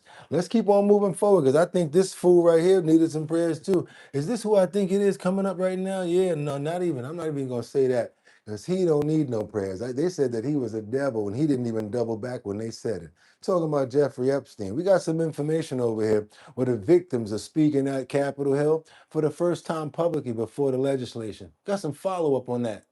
Thank you for joining us. I'm Lydia Colbida. And I'm John Gray. More than 5 years after Jeffrey Epstein died, the fight for justice has not stopped. Today, that fight brought to the state capitol where women who say they were victims of sex trafficking testified, pushing for stronger laws when it comes to protecting those in similar situations. News 10's Vanessa Blasi was in that hearing and joins us now with the very latest.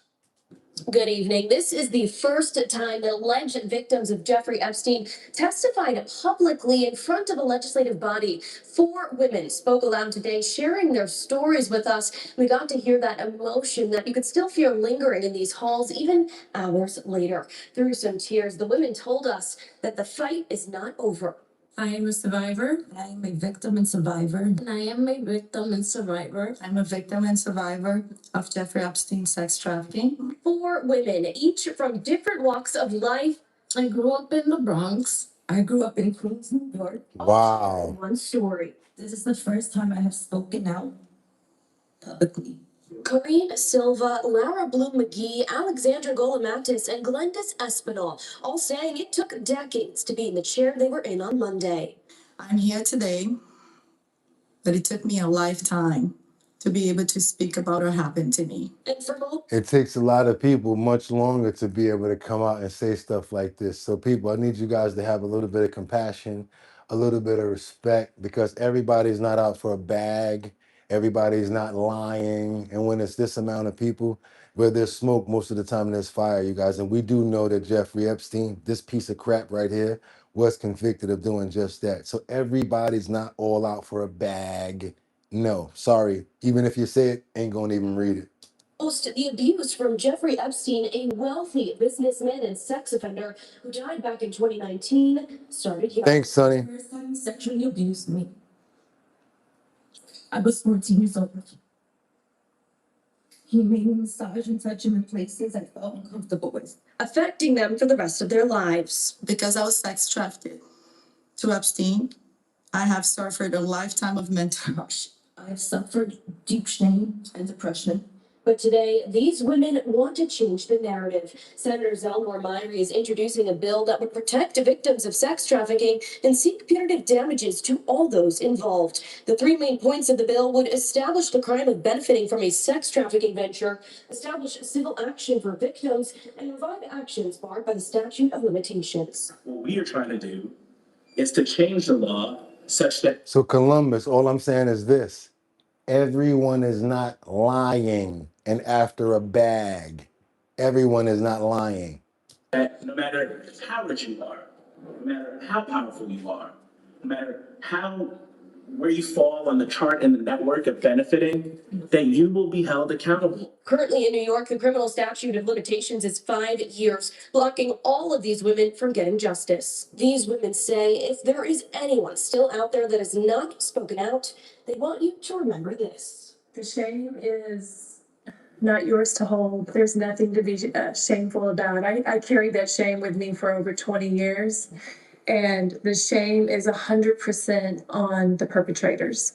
Senator, Let's keep on moving forward, you guys, because, yeah, you got a lot of perpetrators out here, and they want to be like, I didn't do nothing. I don't know what you're talking about. And then next thing you know, they got to prove their case and all of that. Yeah, we know people. We know situations like that over here. I've been familiar to it. Let's keep on moving forward, you guys. And guess what? Before that, I want to pray for the victims.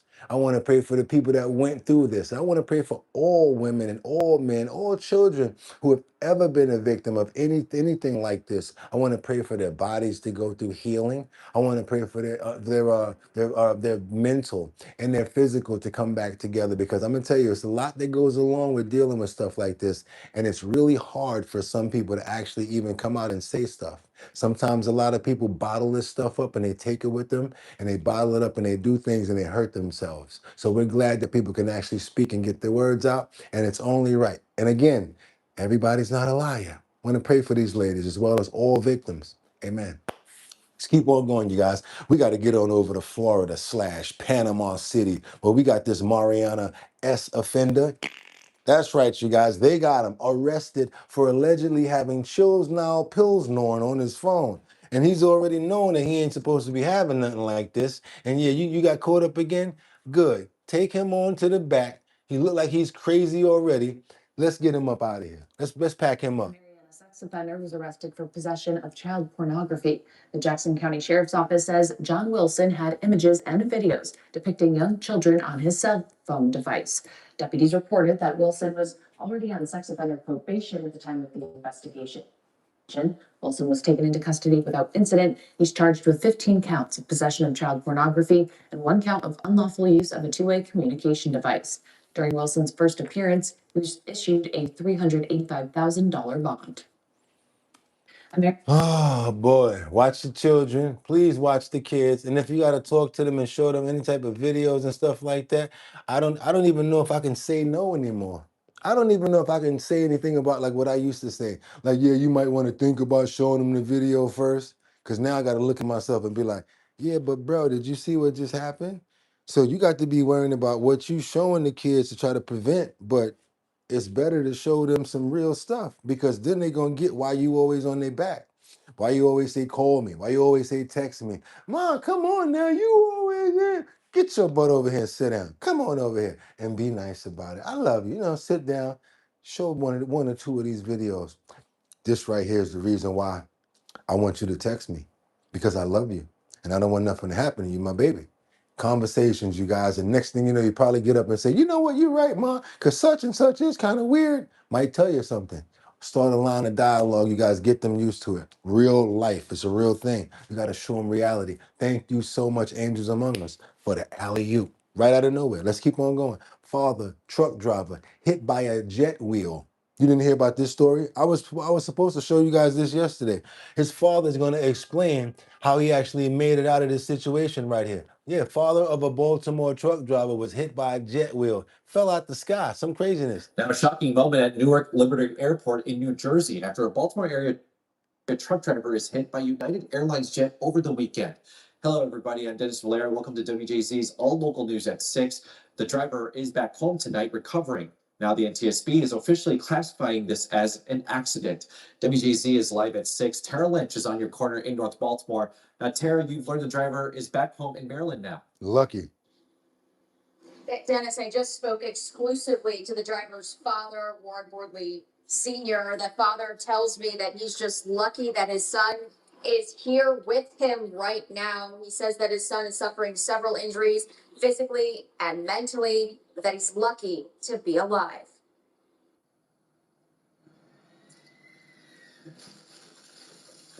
Nobody ever expect an airplane to drop out of the sky and hit a truck. Airplane? The whole plane? This was the moment United Airlines Flight 169 from Venice, Italy hit Warren Worley Jr.'s tractor trailer on the New Jersey Turnpike Sunday. You can even see the tire outside the driver's window. Authorities in New Jersey say the plane struck the truck and a light pole, which fell on another car. He was driving for H+S Bakery, going from Baltimore to a depot in Newark. Driving down the street in a plane, out of all the things in the world, a plane. You know, you can't prepare for that. You know, you can prepare for another driver on something. You know, with a plane, it's unbelievable. Another driver caught this video of the plane landing. No one on board it was injured. The bakery says Bordley was treated for minor injuries, including glass in his arms and hands. He's back home in Maryland recovering now. Warren Bordley Sr., the driver's father, says his son called him on the phone after the accident to tell him what happened. He called me. Yeah, he was in total shock. He couldn't believe it. He called me and told me that a plane had hit him. I couldn't believe it. This is video WJZ obtained of another plane's cockpit on final approach to runway 29 at Newark Liberty, showing just how close it is to the turnpike. Pilot experts tell WJZ below 500 feet, pilots have to land the aircraft on the runway visually. That descent has to be very, very precise when it technically is a non-precision approach, when you have to do that visually. They felt something over the threshold and there's a hole in the side of the airplane. So I'm going to get you on the runway here in a moment. They said it was right at the threshold, so there should be a minute. In a statement, United Airlines says the airplane hit a light pole. The airline says it's conducting a rigorous safety investigation and the flight crew has been removed from service. The Bordley family's message to United Airlines? Thanks for that. Crushing my son. Thanks. Jesus Christ. The NTSB is now investigating and it says that it will have a report out within 30 days. We also know tonight that the flight crew has been interviewed by investigators. As for the Bordley family, again, Warren Jr. back here in Maryland recovering. The family says it appreciates everyone's thoughts and prayers. Yeah, we're gonna give him some prayers right now because he is so lucky to have not got hit. I thought it was like the landing gear. First time I saw it, I'm like, yeah, this got to be the landing gear. The whole plane clipped him because it hit a light pole. That was a bad descent right there, you guys. That was a bad one right there. They need to really figure that out, move those light poles a certain direction or whatever. But it was lucky. He was so lucky to be alive because a couple of more inches in a different direction could have been a whole different result. Want to pray for him. Thank you that he's alive. Want to pray for his dad. Hopefully they can get through this together, you guys, because I'm sure that he called his father for that for that fatherly love and that human support right there. I mean, I got to call my daddy right now. Daddy, I just got hit by a plane. Love to the fam. I want to say, God, thank you for keeping your hands on him and making sure he was protected. Amen. That's a 1 in a million story right there. A lot of people ain't gonna have a story like that to tell to their grandkids. You know, I got hit by a plane before when I was driving. Yeah, let's keep on going, you guys. Let's go. Let's get on over to Louisiana. That's where we going. We got this sheriff. What? Oh man, no, he didn't. The sheriff. You guys remember the jailbreak that happened a couple of months ago in Louisiana? Well, guess what? The sheriff has just got indicted after the infamous jailbreak. What's going on with the sheriff over there? No, let's see what's going on with this sheriff over there because we got to see. Oh, let's see. Out of the detention center. Well, no one noticed for hours. Yeah, well, the sheriff who ran that jail now finds herself in handcuffs, indicted by a grand jury over her alleged role in that escape. Newsmax crime correspondent Parole. is here with all of the wild details. Good morning. Good morning, Mark and Charlotte. So until yesterday, Susan Hudson was the sheriff of the Orleans Parish Center. Now she may have a new title to add to her resume: inmate. A Louisiana grand jury returned a sweeping 30-count indictment against the now former sheriff. Charges that include malfeasance in office and obstruction of justice, all tied to that brazen jailbreak last year. That jailbreak was in May 2025 when 10 inmates at the Orleans Justice Center ripped a toilet sink from the wall and squeezed past the hole behind it. They then fled through a loading dock, triggering a months-long manhunt to track them all down. Jail staff didn't notice the escape until nearly 8 hours later. And on their way out, the inmates left a message on the wall. It read, "Too easy, LOL." Misspelled, of course. But you know who else thought that it was too easy? Louisiana's Attorney General. According to the arrest warrant affidavit, Sheriff Susan Hudson was allegedly warned repeatedly by federal monitors about systemic problems, including her staff not documenting and conducting timely security rounds inside the jail. Yet even though these security failures were identified, Hudson allegedly took no action to fix them, thus the multiple count indictment, which comes with the sheriff's very own mugshot. Now, this is the same Susan Hudson, by the way, who embraced the progressive label. She even campaigned on policies like gender-affirming housing for inmates, priorities that Darryl Bosco of the Louisiana Fraternal Order of Police says distract from the core mission of public safety. Yeah, there you go. That was the DEI. They got you now. I can see what type of sheriff you was in there. Yeah, you wasn't concentrating on what you were supposed to be doing. Okay. Well, you know they locked them all up. They finally got everybody back in handcuffs and everybody. That was right. You cannot make this up, but she's still responsible for what goes on in that prison. You see how she walking like this, got her hair swinging around. Don't look like she was seriously on her job. Let's keep on moving forward, you guys. What we got over here? Do you guys remember that Stephon Diggs was basically going to trial because of alleged, they said that he assaulted someone, strangled, choked him. I can't say certain words. Yesterday, the verdict came in. Check this out, you guys, and you got to wait for it. Wait for it. That's right, you guys. And remember, yesterday, Stephon Diggs had to show up in court for his assault trial.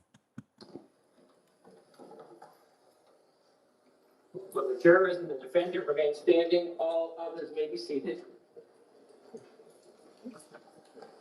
Cardi B's baby daddy. The new baby, she got the wah. Yeah.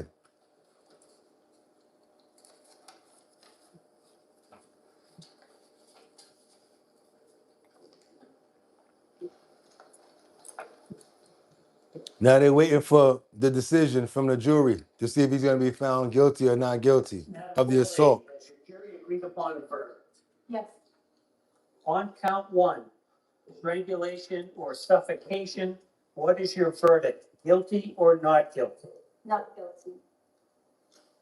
On count two, the charge of assault and battery, what is your verdict? Guilty or not guilty? Not guilty. Madam Forelady, members of the jury, hearken to your verdict as the court has recorded. Upon your oath, you say that the defendant is not guilty of the count of strangulation or suffocation and not guilty of the count of assault and battery. So say you, Madam Forelady? Yes. So say all members of the jury. Yes. All right, thank you. Jurors, please be seated for a moment. Everyone can sit. Jurors, I told you during this trial and in my instructions that the verdict was your responsibility and your responsibility alone. Jurors, I want to thank each of you for your careful attention and your service throughout this trial. This case has involved a heightened level of public attention. Despite that, you have remained It's his mom right there. focused on the evidence presented in this courtroom and the law as I instructed you. That is exactly what is required, and it is essential to the fair administration of justice. I recognize that serving as a juror Miss in Swanza. any case can be demanding, and in a case such as this, it may have required additional pay. I'm sorry, y'all, but he don't look guilty. He look like like so much. It just came over him, alleviated. Like this girl tried to set me up, and I almost went all the way down for this craziness. Patience and sacrifice. The court is grateful for the seriousness and integrity with which you have carried out your responsibilities. Now that your service is complete, you are free to discuss the case with others if you choose, but you are not required to do so. You should not feel any obligation to speak with anyone, including members of the media. If you are approached, you may simply decline. Now, I don't know if you guys know it, but he know he on camera, and it's so hard to keep his composure right now. He's fighting those tears back. Whether or not to speak is entirely your decision. All I can say is that on behalf of the court and the parties, thank you again for your public service, and you are now excused with the thanks of the court. Somebody said he's about as innocent as OJ. Okay, that's your opinion. You guys, that's right. You heard the verdict. You saw the breakdown. You saw it right there. And if you appreciate the content that you get every single day here on Our Bottom Line, subscribe to the channel. You should have been able to just go ahead and share that with somebody else. Like, yo, did y'all see this about Stephon Diggs? Take that link right there, like right now up under me, copy, paste it, the arrow, put it on your Facebook, and let other people see what we got going on over here. Maybe it'll get somebody to come on over here and learn a new thing and get to know about a new show. Tell everybody else about us, you guys. It's only one way to get us out there: word of mouth and on the internet, and we on both of them. Let's keep on moving forward, you guys. Let's go. Where we're gonna go right now is we got major service companies scale back operations as demands drop. As you guys notice that television is not as prevalent and not watched as it used to be. We've got YouTube, we've got TikTok, we got so many other apps that people are watching now. You can just go through your phone and watch stuff. Nowadays, a lot of people are not really sticking around for television. What does that mean for studios? What does that mean for real estate when it comes down to a studio that was operating at a certain level, but now they're not? Let's keep on going forward, you guys. What's the name of this one over here? Kyoto or whatever? What's the name of this movie studio that's about to go out? Or actually, let's just say that they're downsizing. Check this out. The same studio where they made The Office. Empty sound stages in Hollywood used to be unthinkable. Now it's part of a growing trend, forcing a key behind-the-scenes production company to scale back. Quixote might not be a household name, but behind the scenes, it provides everything from trailers to superstars like Sabrina Carpenter and Ariana Grande to full sound stages, including the former home of NBC's The Office. Quixote is one of the biggest names in the business. But this week, in an email to clients, Quixote announced it's scaling back its soundstage operations in Los Angeles and winding down operations in Atlanta, a one-time production boomtown. Very few places are seeing increased film and TV activity. I'm gonna be honest with you. I don't got no I got a TV. I got a bunch of TVs, but I don't watch them. I use the TV to show you this, or to watch YouTube off. I'll be sitting right here. Yeah, I don't watch TV at all, y'all. Me neither. Right now, in the United States. Quixote's parent company, Hudson Pacific, says the move could save the company up to $27 million. Adding in a statement, it has persisted through the prolonged Thank you, Sean. ongoing slowdown in commercial, television, and film production.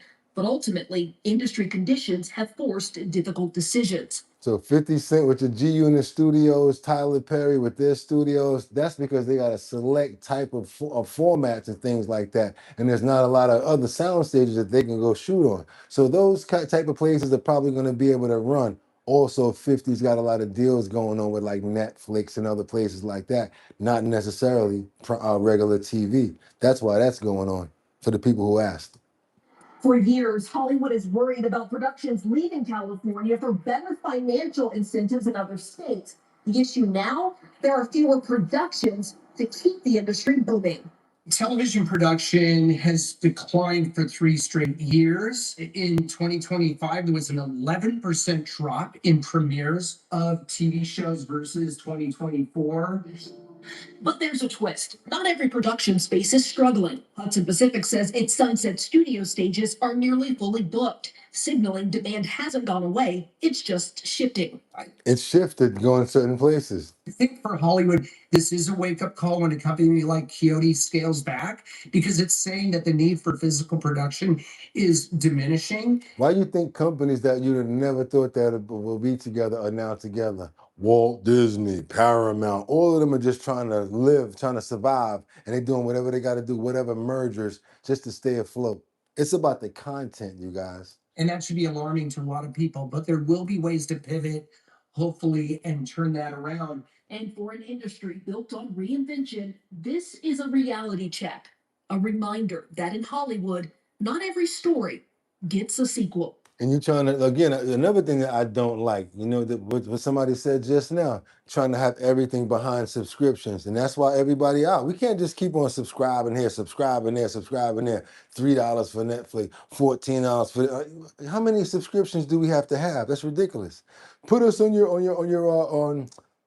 debit card. This way your transaction will automatically come out. It'll automatically come out, all right, to the point where you're looking at your money like, damn, how many subscriptions do I have? And that's how you get caught up with all of those subscriptions, just like that. Let's keep on moving forward, you guys. And if you appreciate the content that we're showing you right now, covering the whole gambit of what's going on out there, trending topics, current events, and much, much more, go ahead and get those likes up to let more people know. And also, if you have not subscribed to the channel, what are you waiting for? We're on our way to 80,000 subscribers, you guys. Let's go. And I know we love animals here, but sometimes you got to remember something, guys. Your animal is, sometimes your dog, it's okay for them to protect you.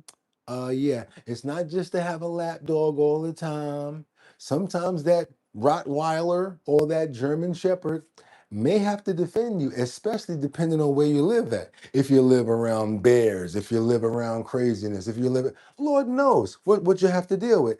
Let's get that spammer out of here, by the way. That thick line right there, you're overdoing it. Whoever can go ahead and tap that person out, even though what you're saying is really good, I'm going to have to ask you to go ahead and kick a rock for a block. Let's go ahead and get this person up out of here, SAA, or do I have to do it myself? Matter of fact, let me come on out of retirement real quick, and boom! Don't worry about it. I can take care of myself. Don't worry about it. I got it. I got it. Don't worry about it. That was a good feeling right there. Had to get my wrist back in action. Had to bring myself out of retirement. Bam! There you go. Don't think that just because what you're saying is going to make it okay for you to spam us over here. We don't play that. And I'm glad that you stuck out like a weed. People ignored you. If somebody came through and got you. That's the way you're supposed to do it, everybody. Like I said, back to story. Serious situation here. Let your animals take care of you. It's not always to have a lap dog. That dog is supposed to take care of you. I'm going in this a certain way because I know you're going to feel for both sides of this. You're going to feel for the bobcat. And I got to say, I love bobcats too, but not when they're hurting my master if I'm a dog. Get on over here. We got this German Shepherd that a rabid bobcat that was involved in several attacks in the neighborhood and at that time was attacking his owner. German Shepherd said, hey, it's going to be me and you right now, and I can't let you mess with my human. And guess what? I know what you guys are thinking. No, but I love Bobcat, the dog. We're going to have people on both sides that got beef with this. But it's life, and it's the circle of life, and that dog needed to save this lady. The shepherd is recovering after fending off and killing a rabid bobcat. 12 News journalist Gabriela Becerra spoke exclusively with the dog's owner. She's impressed with this incredible story. There have been several bobcat attacks reported in the last 48 hours across the Prescott area. Officials don't know if it's the same animal or multiple, but in the most recent attack, a German Shepherd came to the rescue. Mouse, come here, Mouses. Moses, a 6-year-old German Shepherd, is being crowned a hero after saving his owner from a My first breed, my favorite breed was my first breed, German Shepherd. Name was Shasha. rabid bobcat. He's your hero? Yes, he's the hero And he got some pretty eyes. His eyes are so pretty. of the day. The pair were on their morning walk around bobcat. He's your hero? Yes, he's the hero of the day. The pair were on their morning walk around their neighborhood just north of Prescott when she says the bobcat attacked. This cat came at me and jumped me, and I thought it was a coyote because we don't have bobcats around here. And so I pushed it away and it came right back. The owner, who didn't want to be identified on camera, tells me the cat scrunched up her arm before going after her dog. I was afraid. I kept saying, go, go, go, go to Moses. I was wanting him to get away. But when I got back, he had killed the bobcat. She says Moses broke the bobcat's neck. See, Moses got that cut across his nose, right? She telling Moses to get up out of there. Moses like, Ma, this is when I'm supposed to do what I do. Fall back, I got this. Ha ha ha. And I don't care all that y'all got in the comments and all of that. He had to protect his mama. Cause I always love my mama. Cause she's my favorite girl. Only get one, only get one. Yeah, yeah. Scrunched up her arm Yeah. before going after her dog. I was afraid. I kept saying, go, go, go, go to Moses. I was wanting him to get away.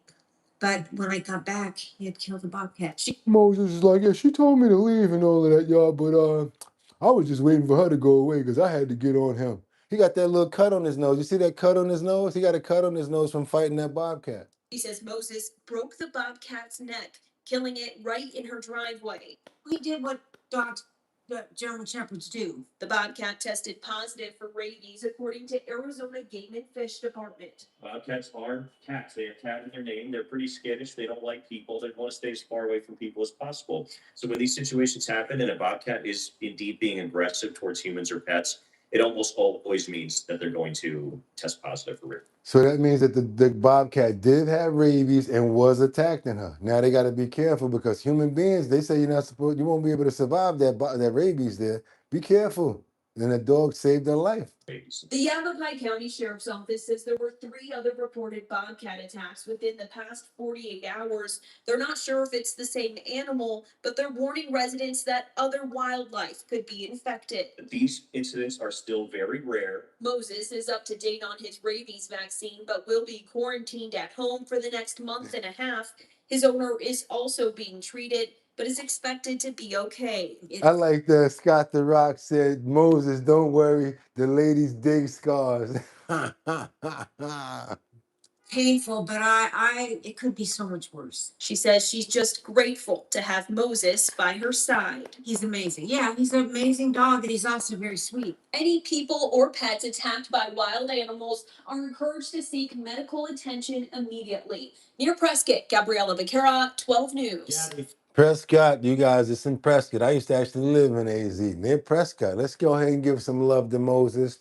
Thank you so much for protecting your mommy and being that little four-paw guy that you are and doing what you're supposed to do. Them German Shepherds don't play about their people. She talking about she tried to push him off. Moses was like, if you don't get out of here, Ma, thank you so much for being a good fool. You should have got a steak that night, Moses. She should have hooked you up with some good food that night. And for all dogs, because guess what? When you flip their name backwards, I know you sent them. That's who sent them. Anytime you want to look at the dog name, go ahead and flip it backwards. If it's dogs, it's even better. But the dog word, flip it backwards, and that'll tell you who sent it to us. That's who sent them for us. Because dogs are beautiful and they love us. Dogs are real good. We don't deserve dogs. I'm telling you, we don't. Amen. We don't deserve them. We don't deserve them. Come on, y'all. Let's keep on going. We got this car that was filled with I can feel it. That Hunter. Doom, doom, doom, doom, doom, doom, doom, doom. We got a car that was full of it, y'all. And if Hunter was there, he would have smoked every rock before they pulled it up out of the water. I'm talking about he would have been down there in SpongeBob SquarePants town trying to find him a stem. Y'all got a stem down here? Come on, y'all. Y'all know how your boy get down. We got this car that was filled with nothing but D-Rugs. Will's Neppins plunged into the river during a high-speed chase, trying to get away from the police and got caught, and then wound up in the river. Come on now, cry me a river. Let's see what happened with this one.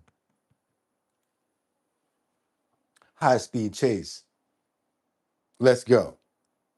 Kent County Patrol, dangerous individual who was wanted on suspicion of felonious assault the night prior and was uncooperative with law enforcement. He was located the next day in his vehicle. As the suspect was under an overpass, the deputy used spike strips to deflate the tires. Spike strips. When they get you with the spike strips, you out of there. He trying to make it though. That's the second one been called out. He trying to make it, y'all. Happy Saturday, happy Wednesday from South Carolina.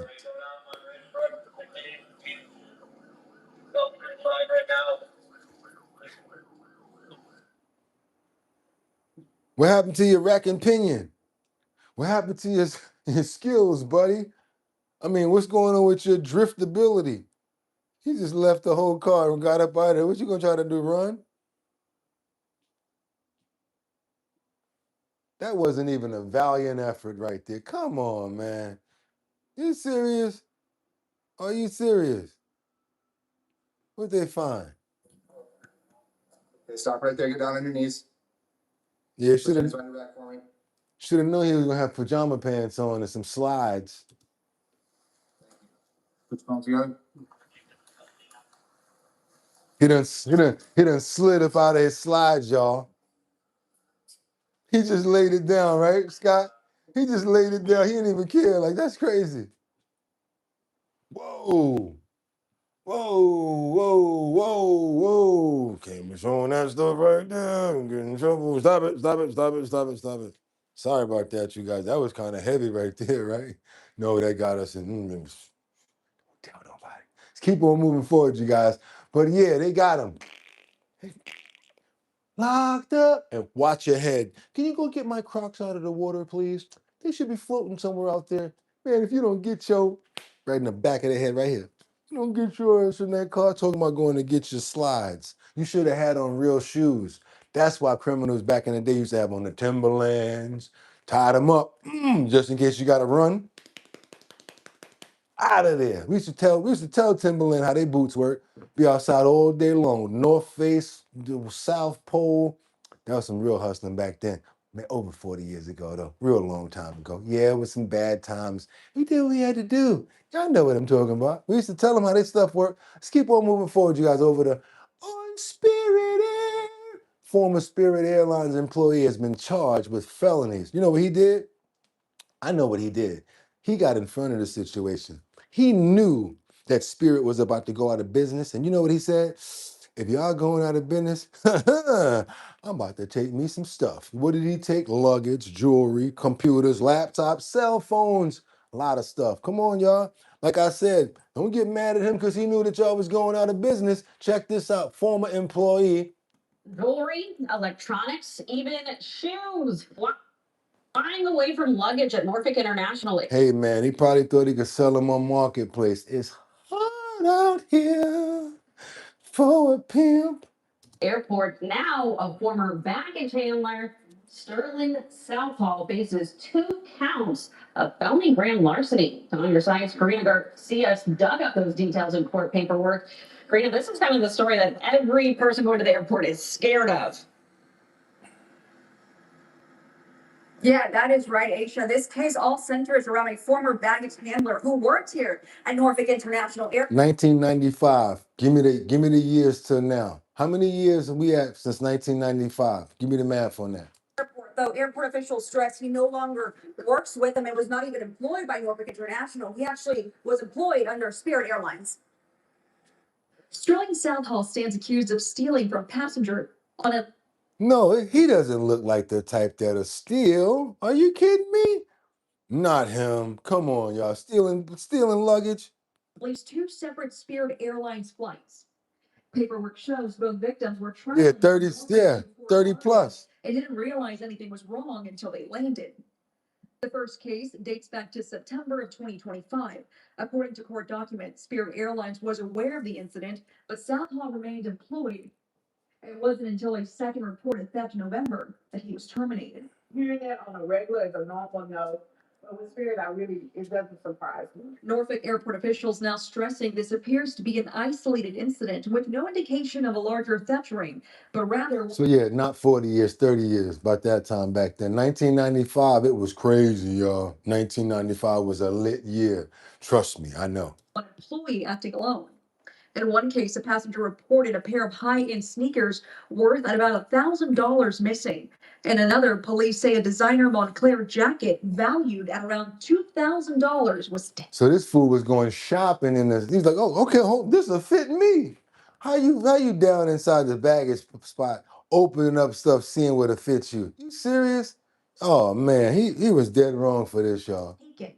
We spoke with travelers at the airport who say while baggage theft isn't common for them, it's not entirely surprising. If you give certain people an opportunity to do bad, they will choose it. So I can see that because it is a lot of expensive luggage coming. Shout out to your Purple Rain t-shirt. You know we got to show the love over here. Dig, if you will, the picture. And a lot of temptation. Even though theft is rare, travel hiccups do happen, like for Will Johnson, traveling with Delta.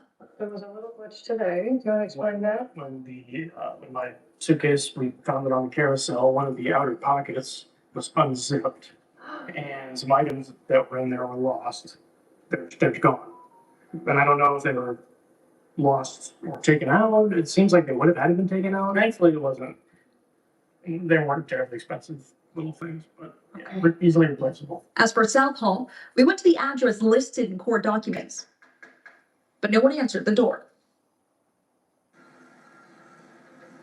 Now, we did reach out to Spirit Airlines, who do confirm he is no longer employed with them, but no further comment beyond that. As for Norfolk International Airport officials, they tell us it was thanks to those who reported the suspicious activity that they were able to return some of these stolen items back to their owners. And South Hall, he's due back in court come May 6th to face a grand jury.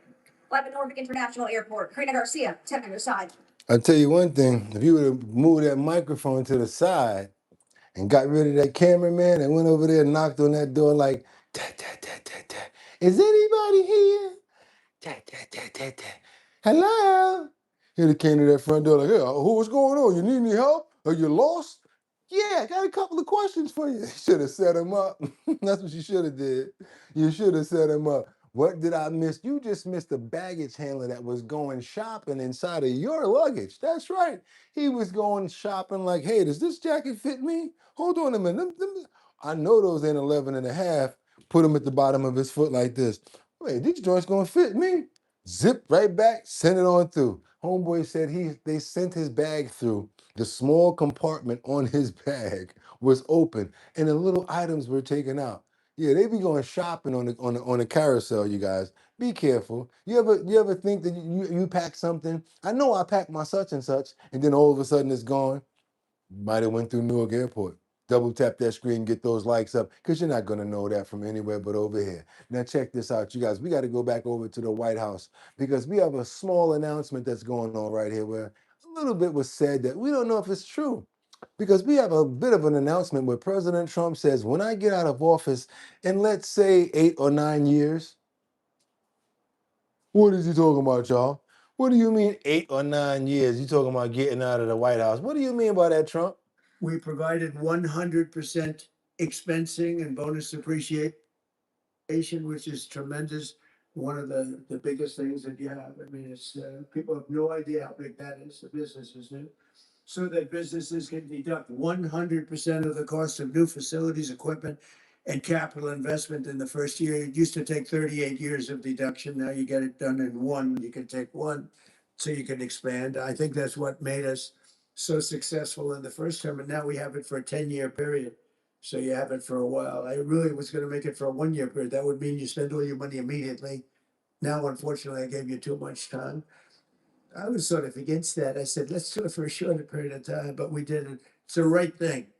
And this way, when I get out of office in, let's say, 8 or 9 years from now, I'll be able to use it. I'll be able to use it myself.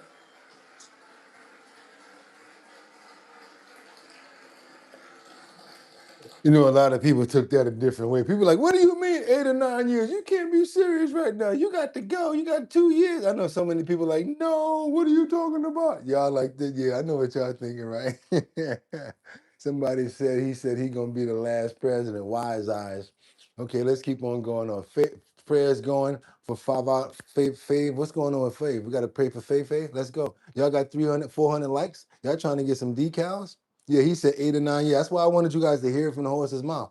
Great joke, right? What you got? Oh yeah. Wait a minute. That was funny as hell because people are triggered. Yeah, that's why he said it. Look at Winter Rising. He's not joking. Come on, y'all. Y'all know he's joking. Or is he? Keep on moving forward, you guys. You know you're not getting no content nowhere else to have fun in a chat like this, but all of us that be able to talk about your comments and stuff like that and do this every single morning on the #1 show on YouTube, which is called Our Bottom Line, co-hosts and the best family members of all. And yes, #1 host, of course, myself, Boogotti NYC. Go ahead and hit that subscribe button because we ain't doing nothing but turning up from here. That's all we do every single day. We even getting out on the streets because you got your man on the streets out there asking questions and doing what we got to do out there. Hoping everybody's having a fantastic morning. Let's get back into some trending topics and current events. We got a Valley woman who has been reunited and it feels so good. You ever have somebody that make a real mark on your life when you were a child or when you were coming up? I had one teacher that I will never forget about. Her name is Miss Keller. I don't know if Miss Keller is still around right now, but I'm gonna tell you one thing. When you make a positive mark on a child's life, they never forget you. Talking about my 6th grade teacher from PS 165. That's right, you guys. I used to always cut up, be in the back of the class making a whole bunch of jokes and dunce stuff like that, making comedy, laughing at people, making people laugh at me. She paid attention to me and said, you know what? I'm gonna put you in the front of the class. I said, no. She said, yeah, because you cut up too much. You know what? It was 2 things that she noticed. She noticed that the real reason that I went to the back of the class is because I wanted to cut up. But she also noticed every time I was looking at the board, I would squint, squint, squint. Teacher was paying attention. White teachers paying attention to maybe the 27th child in that class. You know what? I wound up being the #1 student in that class. You know why? Because she paid attention to me and she cared about me. She said, you know what? You're going to be in the front of the class. And I used to be like, oh my God, grab my books, got to go to the front of the class. And I'm sitting there. You answer the question. You answer the question. Made me better in doing that. Not only that, made me better because I was closer to the board. And she wore glasses. So one day she came over to me and said, can you see real well? I was like, yeah, I'm not so good out of this eye. I'm blind in my right eye. She said, what? You're only about, 10 years old? What do you mean you blind? I didn't know what it was, but back then it's called the stigmatism, which means that one, this could be 2020, but this joint right here, nada. Ain't even having it. Always had that problem. So what did Miss Keller do? Miss Keller took me to her eye doctor, sat me down, got me an examination, and paid for my glasses with her own money. Paid for my glasses. And guess just because they came from her, those were some fly glasses. I used to be happy to clean my glasses in the daytime with Miss Keller with the Windex, just because it was something I used to admire that she did. She cared for me and she loved me. And anytime you got somebody like that, trust me, you guys, I'm not telling you guys not to care and not to put your love into somebody. Because me as a grown man right now, I would never forget Miss Keller and I would never forget to do the things that she taught me to do. So you can instill good things into people. Miss Keller, PS 165, great, one of the schools in the hood. But if it wasn't for that teacher right there, I would not be the man that I am right now. So thank you. I know you guys got people that you look up to and things like that, and you probably got very important people in your life that held you down. Reason I wanted to bring that story up is because of the same thing. See that? My teachers didn't like me. That's amazing. What a great person. That's right, Miss Keller. Your vision may have been fixed when you were very young. Yeah, exactly. If somebody pay attention, you just got to pay attention. When people care and they pay attention, you're good. Teachers used to sit me outside and said it would keep me from talking. Shout out to Miss Keller. Let's keep on moving forward right now because we got a Valley woman who's been reunited with a CPS worker who changed her life. Let's get into it, you guys. See on 12 News. A Valley mom reconnecting with the woman who changed her life during her time in foster care. 12 News journalist Maria Stobbs is joining us now in studio. And Maria, this reunion might not have even happened without the help from the community. Caribe, that's right. Sarah Paul posted on Facebook asking the public for help finding the woman who helped her through one of the darkest moments in her life. And today we were there as the two reconnected. Now, what I want you guys to do, if you had that special person in your life like Miss Keller, the same way you're giving a shout out right now saying thanks, Miss Keller, yeah, let's put your person's name in those comments too. Shout out such and such. Love to this person. That's the moment for it. Mine is Miss Keller. Who's yours? Yeah. A reunion nearly 2 decades in the making. So it was definitely heartfelt. Sarah Paul was just a teenager, moving through group homes and foster care when she met former caseworker Barbara Dawes Sanders. She was exactly what I needed. She's what made me not continue the cycle, not go down the same path as everyone else in my family. Sarah says Barbara provided structure. Miss Murphy, look at that. Miss Annis, look at that. Showed up when it mattered most. She was the one trying to help me prosecute against somebody that was hurting me. One memory Sarah will never forget. Thanksgiving with Barbara. I felt like I had a home. I felt like I had somebody that cared. Felt like I had family, and that wasn't something that I had. Now a mother of 5. Miss Milner. Experience with her own daughter. Miss Bones. Her memory of Barbara. All of the things that I started to do to protect her and to stand up for her and to fight for her were the same things that she did for me. And so then it hit me like I never told her thank you. So she turned to Facebook, posting this photo taken in the delivery room just after she gave birth at 17 years old. You can see Barbara standing at the top of my head, almost as if like she was protecting me against anything and everything. The post quickly went viral, hundreds of people commenting, hoping to help track Barbara down. As I opened my Miss Facebook, Gonzalez. I have people forwarding her message to me, and I was like, Miss Besso. this is crazy. Then someone tagged her. At first I was like, wait, is that her? And then I looked at the picture, I was like, oh, she looks the same, that's her. So I just was like, wow, this is crazy, I'm gonna send her a message. When I seen the Facebook Miss message Faculty. on Messenger, Lola Beverly. Miss Holland. just instantly I got goosebumps and just, kind of word vomited a whole bunch of thank yous and appreciation. To their surprise, the two lived just 3 miles away from each other. I'm just Miss Brown. she was very persistent and looking for me. And now, seeing who Sarah has become. I'm so proud of her. Somebody said Mr. Boogotti. Thank you so much. I appreciate that. Full circle moment, all for a simple thank you. The ability for her to say thank you for something that I just seen as second nature. It makes me feel appreciated. And both tell me this is. No, hold up, Miss Swanza. Miss Smith and Miss Lindsay both came to my apartment in the projects, asked my mom to take me shopping, took me shopping for 8th grade graduation because we could not afford it. Even got my hair done. Look at that. That's what I'm talking about. See what I'm saying? How you can make a Miss Swanza. I bet you'll never forget them ever in your life, and you'll always hold that dear to your heart. Let them know.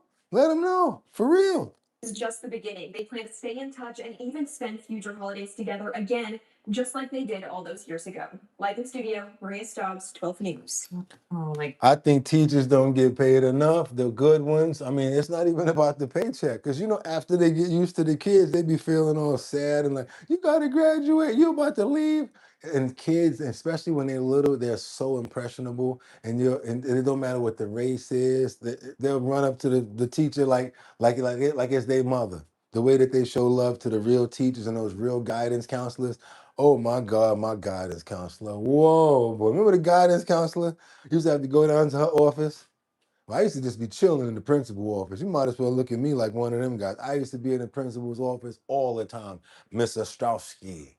She used to be like, come on over here. You know what you're going to do today? Be like, what? Today is Martin Luther King Jr.'s birthday. You're going to speak on the loudspeaker. I said, no, I'm not. She said, yes, you are. And this is the speech you're going to say. Man, listen, she kept me out of that office after that. You going to have to try every day? Yeah, that was her thing after that. You don't like being on the loudspeaker. You know what I'm gonna make you do? I'm gonna make you do the announcements. I'm like, oh boy, she made me do her announcements. That's why I know how to do all of that. Yeah, man. Trump Bunny said that was me. You did him too? Right, exactly. What happened? See, we got a lot of common stories over here. This is crazy, y'all. I pray that these teachers know how important they were to us. My husband had one teacher that actually taught his mother. Look at that. Sam, a priest, told me this, and I couldn't think for no one. Boo, started behaving finally. Yeah, I finally started behaving right. When they treat you the right way and they're impressionable on you, you want to do it right. You want to do things the right way. And when somebody cares about you, and then your mother know her, oh boy, oh, because you know my mother had to come and thank her for them glasses.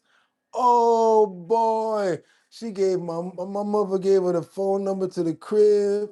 They start going back and forth and talking.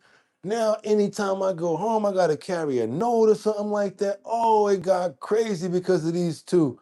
And they was like this. She literally came to my house one time. You know, man, listen, some teachers, and then you can't do nothing because she know your mother. What? And I ain't talking about the regular, you know what I'm saying, parents teacher meetings and PTA. I'm talking about no. Call your house like, yeah, put your mother on the phone. What you mean put my mother on the phone? What you about to tell her? And boy, my mother was from South Carolina. I got these from her. These ain't come from my pops. You see how big my hand is? My father had like hands like this right here, right there. My mother was the straight up and down Cherokee. She'll tell you in a minute. We Indian around here. Go outside and pick up. I'm not playing. I'm gonna see this lady carry a refrigerator on her bizac like this. Yeah, she was short, hefty, big, you know what I'm saying? Thick mama type of woman, but strong. I'm talking about would put it on you. Who you think taught me how to fight? Wasn't my father. He was a calm, laid back kind of guy. My mother used to be like this. Boy, let me tell you something. If somebody put their hands on you, you grab the closest. I would have caught so many charges nowadays. You grab the closest thing next to you. How many mothers told you that? Especially the ones from the South. You grab the closest thing next to you and you knock they. Yeah, that's the type of mother I got. She ain't playing no games. Let's keep on moving forward and shout to mommy too. Because if it wasn't for those survival skills, I wouldn't be here. So, mommy, Miss Keller, a lot of these other people, that was my village. And then when you're walking down from school and you do something stupid and the OG is on the block and he already know what you did because they done talked about it. And you're like, yeah, how you doing? You all happy and everything. And he like, yeah, well, he got the cigarette in his mouth. Yeah, well, I heard what you did, sir. I'll talk to you later. Nobody cool with you when you do something crazy. It makes you feel bad, but they don't do that no more. Everybody don't communicate like they used to. We got better communications now, but don't nobody communicate. That's the real proper village. Let's keep on moving forward, you guys. We got to get on over to what? It's time for the health and wellness section. It's what you waited for. We got another one coming in hot and heavy from Dr. Eric Berg. What 21 days without sugar does to your brain. What does 21 days without sugar, what does it do to your brain? You don't think it do nothing? You don't think it does anything? Guess what? It does a lot. And you're going to be so happy when you get this right here because guess what? This is going to be a real premiere, new one that I found. I was like, you know what? Let me really look into this and see if they're going to like this. By the time it got 2 seconds in, I said, we got a banger. Because Eric Berg, the doctor, he always comes through. He always have good content for us. So guess what we're talking about today? I've already done it for my 21 days. I'm not using regular sugar anymore, if you guys remember. That's right. We use monk fruit sugar now. We don't use regular sugar. We off that. And what is it doing? Helping with the circulatory and all of that, helping with the bodily functions. Did you know that when you get up, and you feel a little bit dizzy, that's from sugar. There's a whole lot of sideline things that we did not know that sugar comes from. Arrhythmia, because it affects like your neurological system. You got to be careful when you're taking that sugar, you guys. My mom, sad to say it, my queen, that's how we lost my queen because of diabetes and from not having a proper diet. I told you she was a big lady, and it started off with diabetes. Then it went to renal failure. And then what happens? You got to get on the dialysis. And then at that point, you guys, it's almost but like a clock that's ticking against you. I'm trying to teach people preventive things before we get to that point. We grow old gracefully and healthy. Let's get into it, you guys, right now. What 21 days without sugar does to your brain. And you guys, I know a lot of people are not going to like this. A lot of people are not going to do it. Why? I'm going straight there because we're addicted. We're addicted to sugar the same way everybody else is addicted to a D-rug. And it's really hard to just let go like that because we've had it for so long. This is Dr. Eric Berg, DC. What 21 days without sugar does to your brain. And after you guys see this video, we're not going to play the whole thing. I want you guys to see the second part of it because it's over 21 minutes long.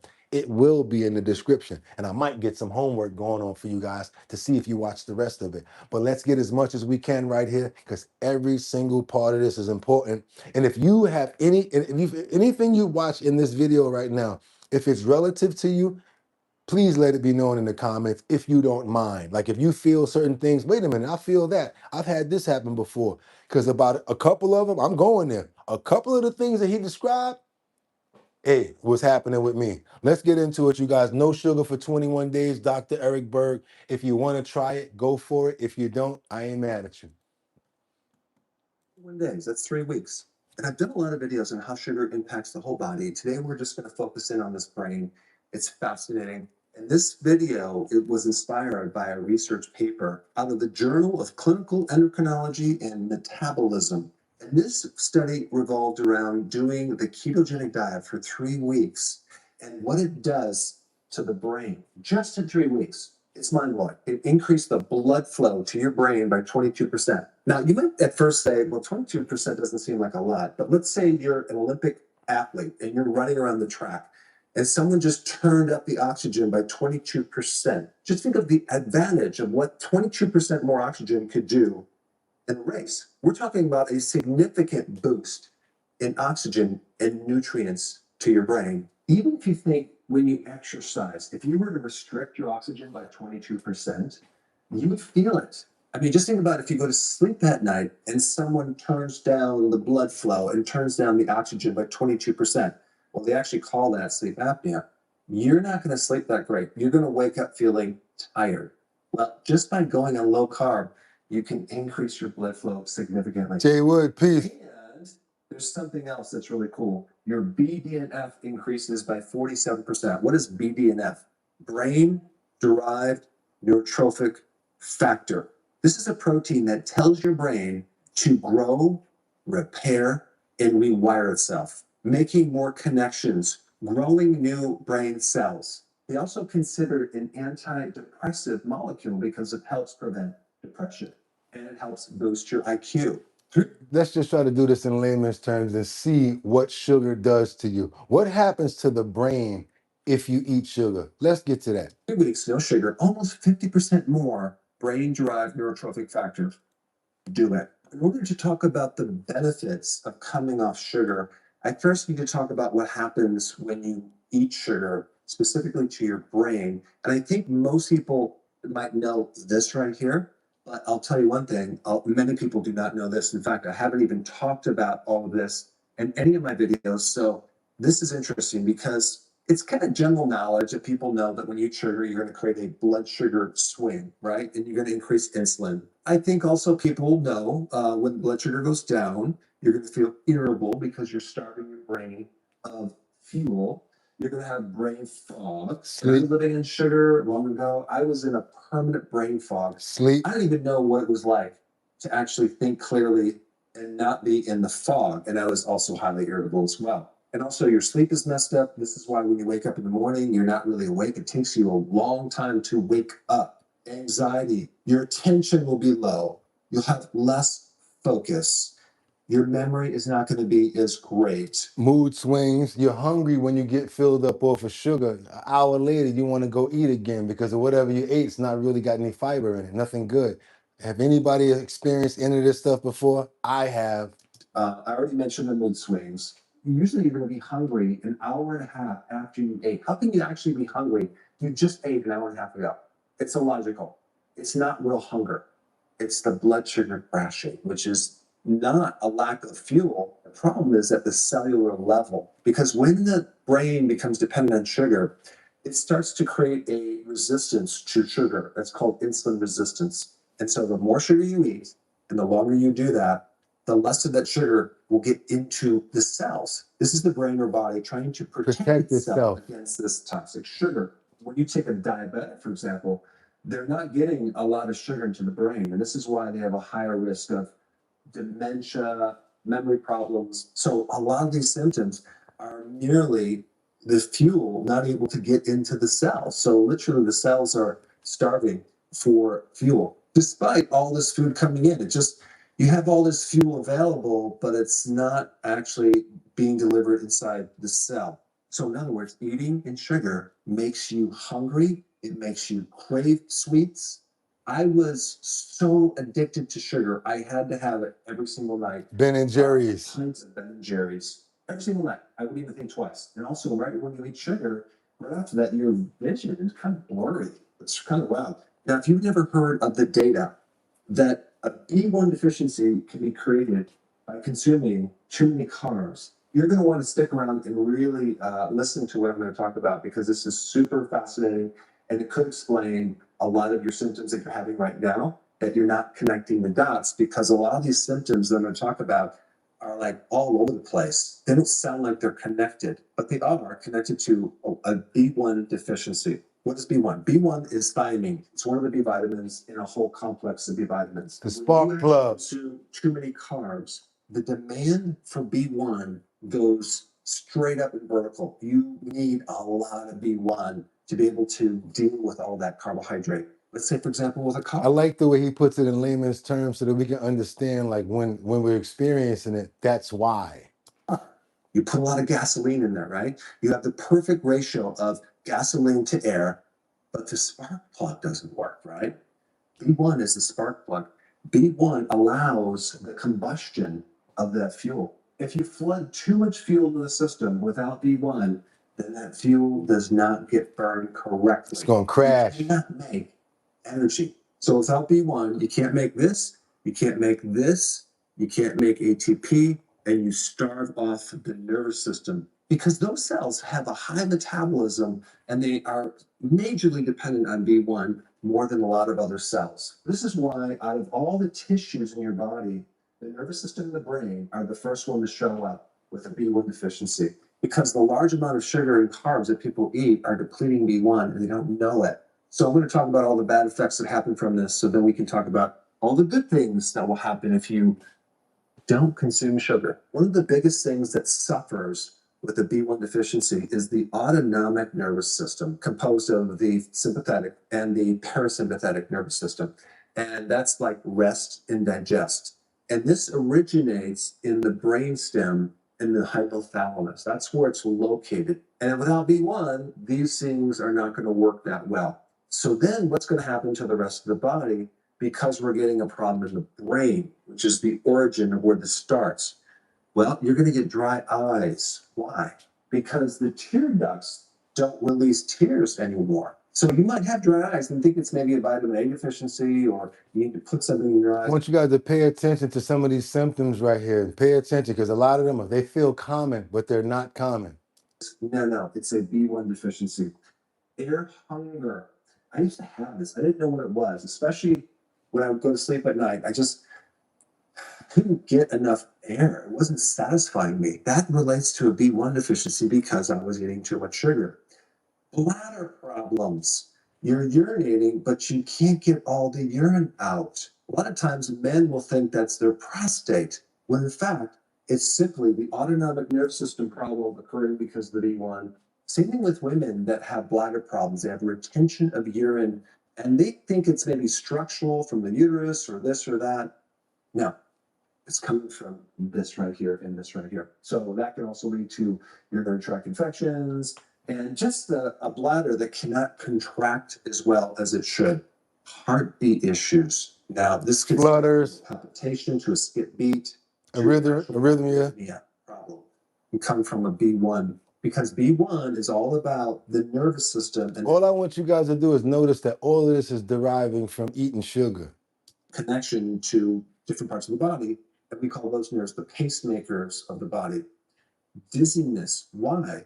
Because the autonomic nervous system controls the adaptation to stress. So when you stand up, the blood should be contracted and go up to your brain. If it doesn't, you're going to feel lightheaded, dizzy, and you can actually collapse. How many people feel like this? Or you like, yo, I'm just getting older, or I got up too fast. No, pay attention to your body. That condition, if it's severe enough, is called POTS. All right, Kendra. And that is a severe B1 deficiency because the autonomic nervous system is not working. Now, a lot of people have a mild problem with this. They don't realize it. You kind of get up and they have to kind of stabilize themselves because they're getting dizzy. I used to have that. I didn't know what that was. That's not normal.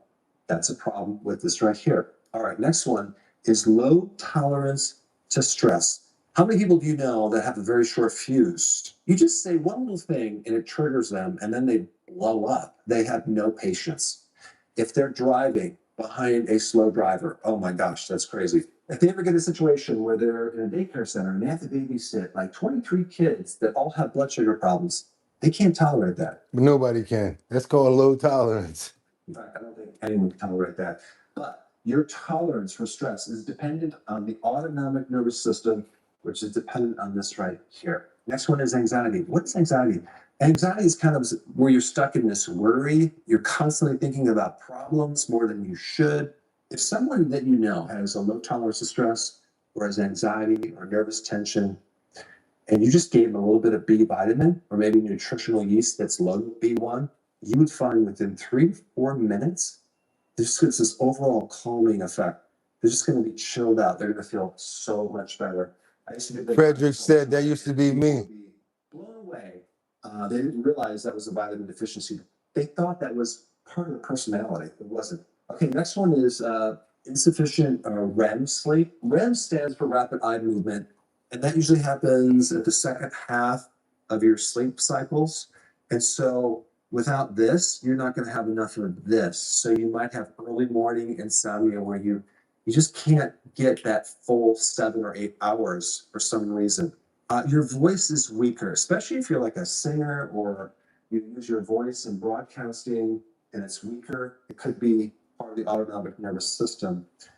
Dry skin, because the oil glands, sebaceous glands, are controlled by the autonomic nervous system. So that's another one. Constipation. Digestive system, constipation, bloating.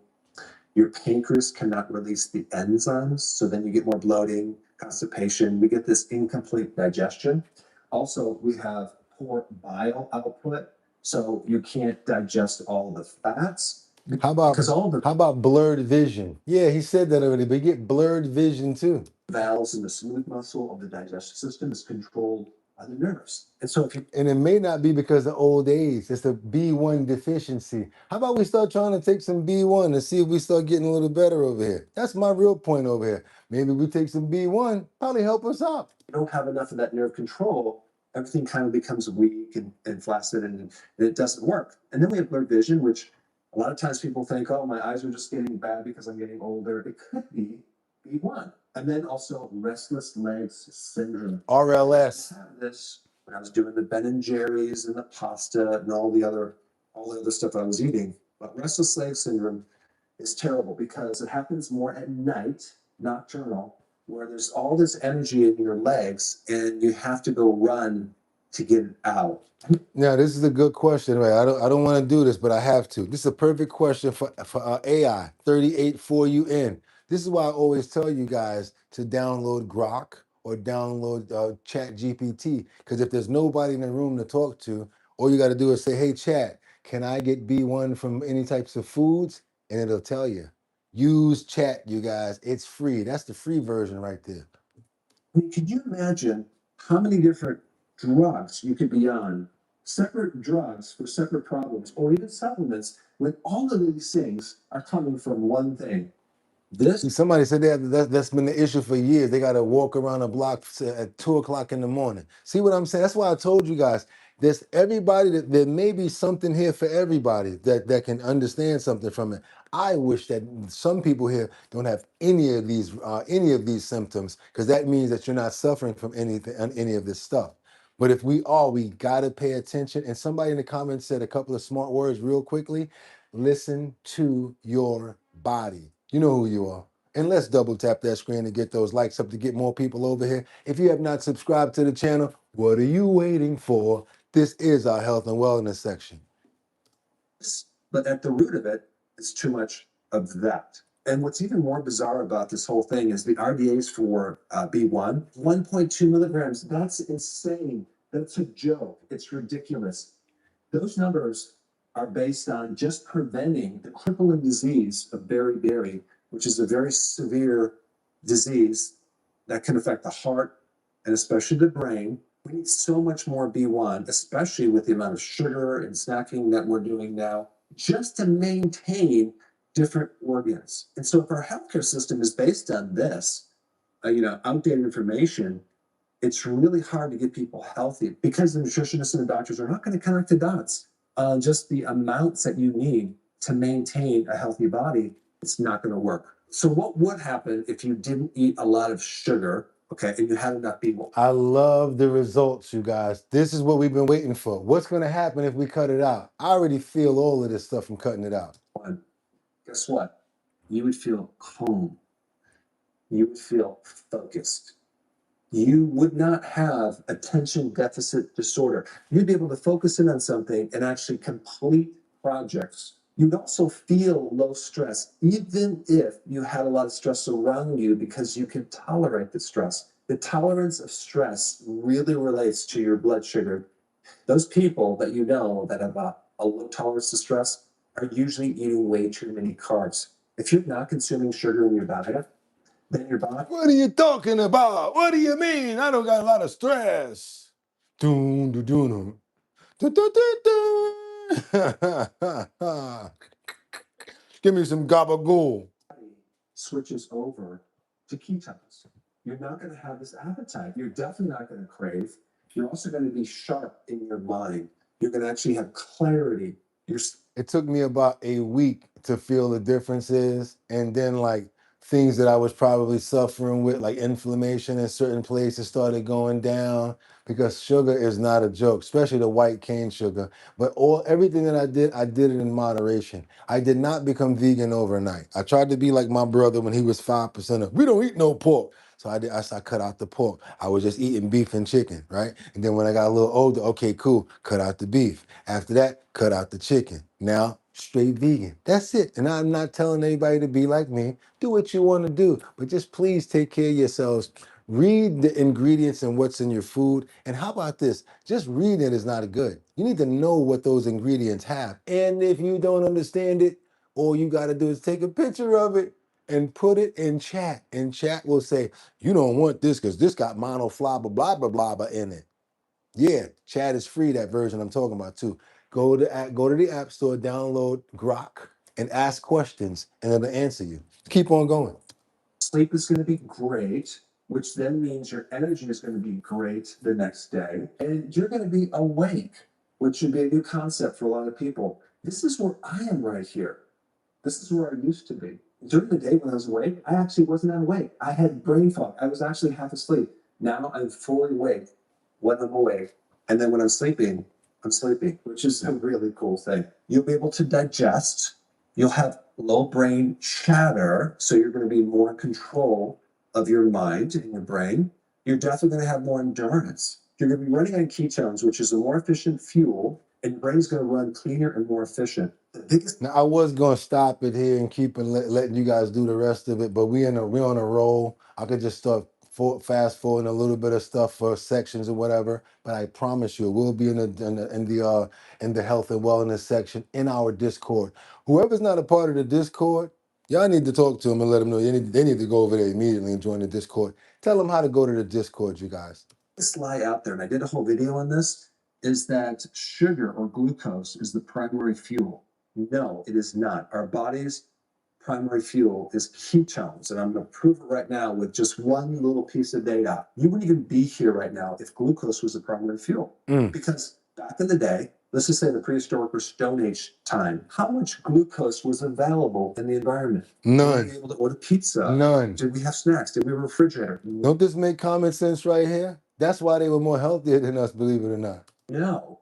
We were lucky if we ate once a day. In order for our brains to survive, we had to have some other fuel, and that was ketones. Ketones come from fat, and this is also why we store fat. So we can actually run on ketones between meals. It's a survival mechanism. Sugar or glucose was never the primary fuel because it wasn't available. Okay. So I think that's the best argument right there to prove that fact. And since that time, our body has not evolved to live on pure sugar. When I say cut the sugar and when I say get into ketosis, I'm not even saying cut it down 100%. I'm only saying bring it down to under 50 grams per day, which is a lot easier than what people might think, because you can still have carbs. You can have berries, and you can get the carbs in vegetables and some other fruits, but just you want to keep it below 50 grams. And you don't want to consume those carbohydrates in the form of sugar. You want something that is whole food that has the fiber. Fiber, because guess what, you guys? How about this? If you have wholesome meals, you're not even gonna have the room for other stuff. You ever have a big dinner and they be like, you want dessert? You'd be like, I don't even got no room for dessert. Basically, what they're trying to say, if you fill yourself up on good stuff, you won't have no room for the crap. And then when you do, you'll probably eat less of it. That's all. That's it. Can be slowly absorbed in the body. And the other hidden thing to talk about is this right here. And this is cornstarch, okay? They produce a lot of hidden carbs in the form of either cornstarch or modified food starch. Just so you know, starches turn to sugars in your body. They get your body recognizes it as sugar and it turns it into sugar. Maltodextrin or wheat flour, and all of that is industrial starch, which is really just added sugar. So if we combine all the starch to the sugar, the amount of sugar that we're really eating is a massive amount. And so we want to bring all that down below 50 grams. That means you're not going to drink juice, you're not going to drink soda, you can drink water and tea and coffee. You want to have high quality animal meats and proteins and eggs and fish. You can do vegetables. You could do. And another thing, just because there's certain things you got to watch out for. He said that you can have coffee, you can have tea, and you can have water, right? But you have to watch out for the sugars and for the tea as well, and you have to watch out for the coffees as well, because there's other things you have to worry about, right? For instance, I want to go get some tea. First thing we're thinking about Lipton. No, you're not, because it's bad tea and the package is plastics. And yes, microplastics. So you may have to do what I did. You got to go find your own sort of a tea that has maybe a paper bag or maybe a net mesh bag that when it breaks up, there's no glue strip that comes out and blends in with your food, with your drink, and that there's no releases of microplastics. Be careful with microplastics, you guys. That's another form of carcinogen. Let's go. Do nuts, you can do cheese, you can do yogurt, unsweetened, kefir, you can do butter. If you want to make it sweet, use honey or something like that, or a berry. Find alternate good measures and ways to do it. The way he said that you can have berries, but if you want to put some sweetness inside of your yogurt, add some berries or a little bit. You can cheat a little bit with some honey. Avocado, olive oil. And so what would happen once you start doing this is going to be like a little transition in the first few days where it might be a little bit difficult, but if you take electrolytes and B vitamins, it might only take 2, maybe 3 days to make the transition. I want you guys to see this. You see this right here? Yeah, these are the questions that we ask. These are the questions that we ask. We want to know. If you start doing this, is going to be like a little transition in the first few days where it might be a little bit difficult, but if you take electrolytes and B vitamins, it might only take 2, maybe 3 days to make the transition. So now you're officially in ketosis. What's that? You find that your craving and hunger starts to go down. You start noticing some clarity in your mind. Your mood will start to come up. And that's really the first week. The second week is when your energy starts to go up. All of a sudden, like you have all this energy, your sleep is better. That's right, tenfold. Your digestion is better. You're not going to be as bloated. You can also notice your skin is just like looking better. If you had inflammation anywhere in your body, that's going to be improved. And you're no longer going to have this up and down mood fluctuation. Things are going to be really, really kind of consistent and yeah, let me tell you something. I'm going to tell you guys straight up and down. That little thing of monk fruit sugar costs $10. When I found out that it's nothing like regular sugar, even though it's $10, I'm faithful to it right now. You have no idea the difference I feel in my body right now by getting off of brown sugar and regular sugar. The trick now is making sure it doesn't find its way in other foods. slip its way in a bun or something like that. You know what I'm saying, you guys? You got to find ways to make sure that that sugar can't slip its way in. That's right. Let's keep on going. Steady. And the third week, all of the things you experience are going to be enhanced, especially weight loss, especially your cognitive function, and especially your mood. And if you had anxiety or depression, that's going to be lifted. Your appetite is going to go down. It's going to make it easier to go from one meal to the next. You're satisfied. So you might be at the point now where you're like, wow, this might be a good thing. This might be something I might want to do. But you need the details of how to do it. So for that information, you need to watch this video right here on how to get started. So click it now and check it out. All right, you guys, we already rock with Dr. Berg. Y'all already know how we get down. You already see we subscribed over here. We already rock with Dr. Berg. He is one of our go-tos. He needs to be on the show as a co-host. Well, come to think about it, he would have to host that section because he got me. What 21 days without sugar does to your brain. And you guys, let me tell you something what I do with these videos. I'll be like, Lord, I hope they like it. Because I don't have no idea if you guys are gonna like it or if you're gonna get anything from it. Or if you're just gonna be like, yeah, I don't even want to see that. So it's a real roll of the dice for me to find these videos, to put them up and pray that number one, you're gonna get something out of it. Number two, that you're gonna like it. Number three, that you'll actually apply some of the things that we learn. We're not gonna remember all of this stuff, but I guarantee you know about yellow number 9 or yellow number 7 or whatever like that, or you know about red dye this or whatever, right? And you know how to look at it on the back of a label and say, no, I don't want this. So even if you have small, little bit of knowledge, it's better than nothing. That's why I tell you guys this: take that label, turn it around, click with the iPhone, and send that picture right there to your chat or to your Grok and say, I'm trying to stay away from carcinogens. I'm trying to stay away from this. Then they're gonna say, you know what? Well, you don't want this because this has this in it, that has that in it, and then you're gonna wind up being in a supermarket like this. You mean to tell me this whole wall of stuff I can't have?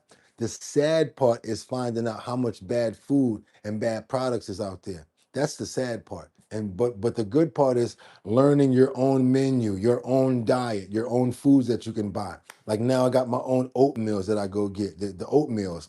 I know now to use the Checo pasta. You know what I'm saying? We don't use the Barilla and all of that stuff no more because we learn. That's how we learn. But by doing this, let's keep on moving forward again. Dr. Eric Berg, DC.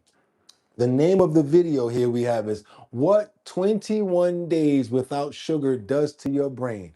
What 21 days without sugar does to your brain. And like I always say, I always promise, and I've been pretty good at it every single day. What do? Probably 5 minutes after the show, bloop, you'll see it go up on the Discord. That same video right there. So all you got to do, wherever you're at, don't even got to go to YouTube. Go to Our Bottom Line Discord. You know why you should go there as well? I noticed some people doing some other things. After I put a video up the other day, somebody went and put another video up right behind the collective and said, hey, I'm going to try that menu. I saw that. And then they started having dialogue about it. So guess what? Learning and working with each other. I want to see some menus now. I want to see some plates of some really good, efficient, and good foods that you guys are eating now. I want to see it. And what would be even better is if we can get some of that stuff out of our own gardens. Don't forget, we're going to keep on getting on that. Container gardening will be back tomorrow to see what you guys got going on and to take you guys out and so you can look at what I got going on. I'm not even going to tell you.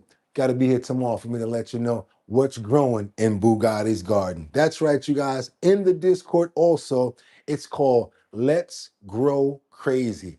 That's the page for all of our gardeners and all of our green thumbers around here. Eric, know how you get down. Kendra, you too. A lot of you guys got your own small gardens and things like that. Keep on sending your images in and we're going to keep on putting it out there. And yes, you know where we at this point in the game. We got to show you guys some stuff that's coming up right here. What do I have right here? This is some stuff that makes you, I always love my mama because she's my favorite girl. But I'm going to tell you the truth. There's no love like my grandfather. That man taught me how to use my hands, how to fix stuff. You know, when I used to go over there on the weekend and I wake up on the couch in the living room, you smell the toast, You smell the breakfast, grandma in there cooking that breakfast. It wasn't even about that. It was really about being around them. How many people really, really love their grandparents? I'm talking about, whoa, the entire experience, going to grandma's house, being a kid, remembering being a kid, being with your grandparents. Guess what? You're not the only one that think like that. And you love them, but I'll tell you one thing, they love you too. They love you to the point where you let your father or your mother go over to their house without you. Think about it, wait a minute, where's such and such at? Oh, really? You don't think I'm telling the truth? Watch this. We're going to another section today, you guys. That's right. I want to show you how grandparents are acting. I'm talking about some grandparents that have been around for years that would have never bought us the things that they buy these kids, their new great grandkids and stuff like that. Once they get grandkids, they act totally different. Oh, we couldn't get the money to go to McDonald's and all of that. But they can go anywhere they want. They can do whatever they want. And you got the money for it all of a sudden? Yeah, okay, ma. Yeah, ma. Okay, ma. All of a sudden now he can go tear the whole house up, and you ain't gonna say nothing to him. You let that would have been me. Talking about little Scoot. My son. Yeah, uh-huh. My mother was letting him get away with all types of stuff. This is how it go down when the grandparents, when point of view, grandparents spoiling their favorite grandchild. This one here got to be the best one. She pulled up on him and didn't have the grandchildren. He threatened to take her to court and told her how he was gonna go about it. Come on, y'all. Y'all know what I'm talking about. Y'all don't play about y'all grandkids because they're innocent like the animals. Say so loud as you do. And I know if I tell my lawyer being through the house that I still in love with loud, I can get fucking visitation rights and my rights too. I'll take your ass to court. No, baby. Those were for you, that's fine. But I actually enjoyed that.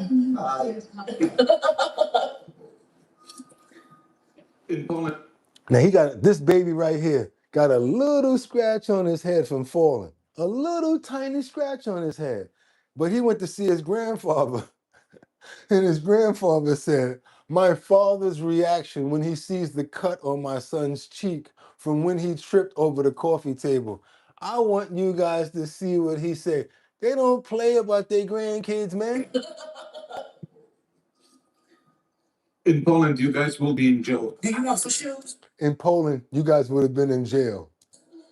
Which one you want? What? Listen, this is a different type of vibe and different type of love over here. You can't compete when you don't compare. People are so fake. Well, Who's gonna keep the baby?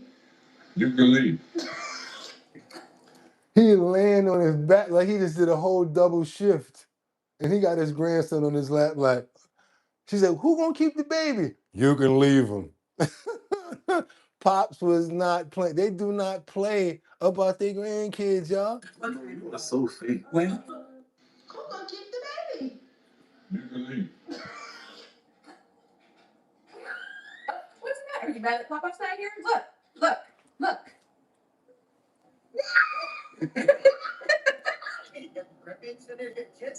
No, it's just me.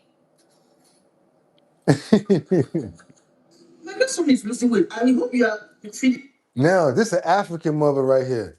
I hope you're feeding this baby because this baby looks skinny from the last time he been over here. You might need to leave this baby with me. I don't think you know how to. She is not playing. Grandma from Africa. She's look at the face. Look at the concern. Leave this baby with me. I don't know what you doing. Man, this one is losing weight. I hope you are feeding him well. Mommy, this boy is big as hell. This is not how I saw him the other day. Said, didn't y'all babies want some cotton candy? She went and bought a cotton candy machine maker. Ridiculous. I'm sorry, a cotton candy maker. And the kids is like, and she's like, this is ridiculous. The daughter mad because she ain't never do nothing like that for them. I asked for McDonald's. She said she ain't had McDonald's money. It's food at home. And then she can do cotton candy. Gotta be in his first.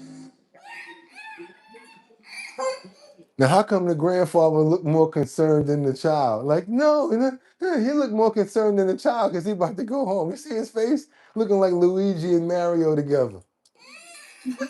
Okay, bye, Max.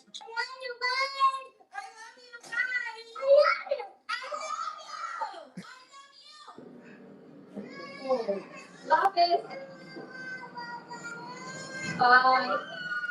Grandfather looks so sad. He like, you making me pull off. I want to take my granddaughter with me. She going to pick her kids up, and the grandmother got a bouncy house in the crib, y'all, in the living room.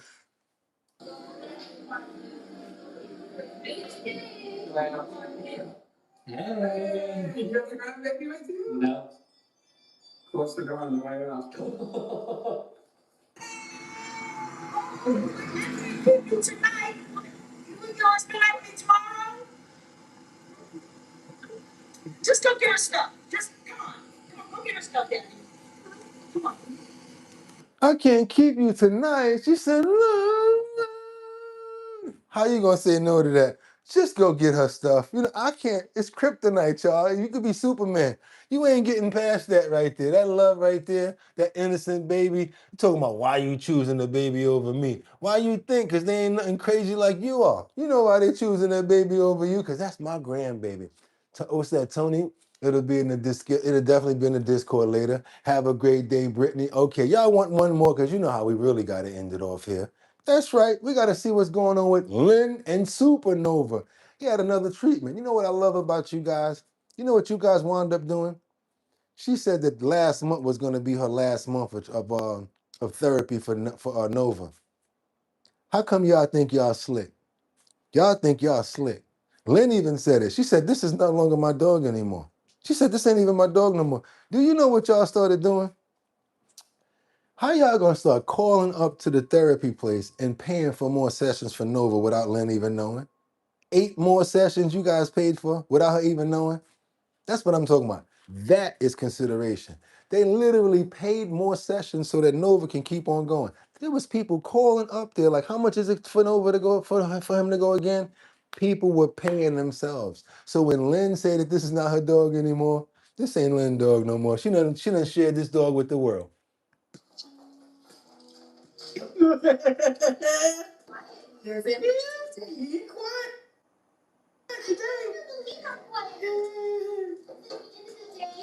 Are you tired? Can you let her come in?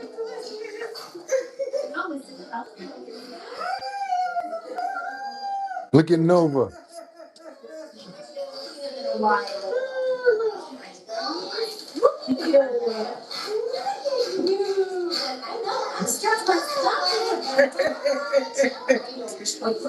He is so happy to see them. Look at that. You see those ears back, tail wagging. He loves them.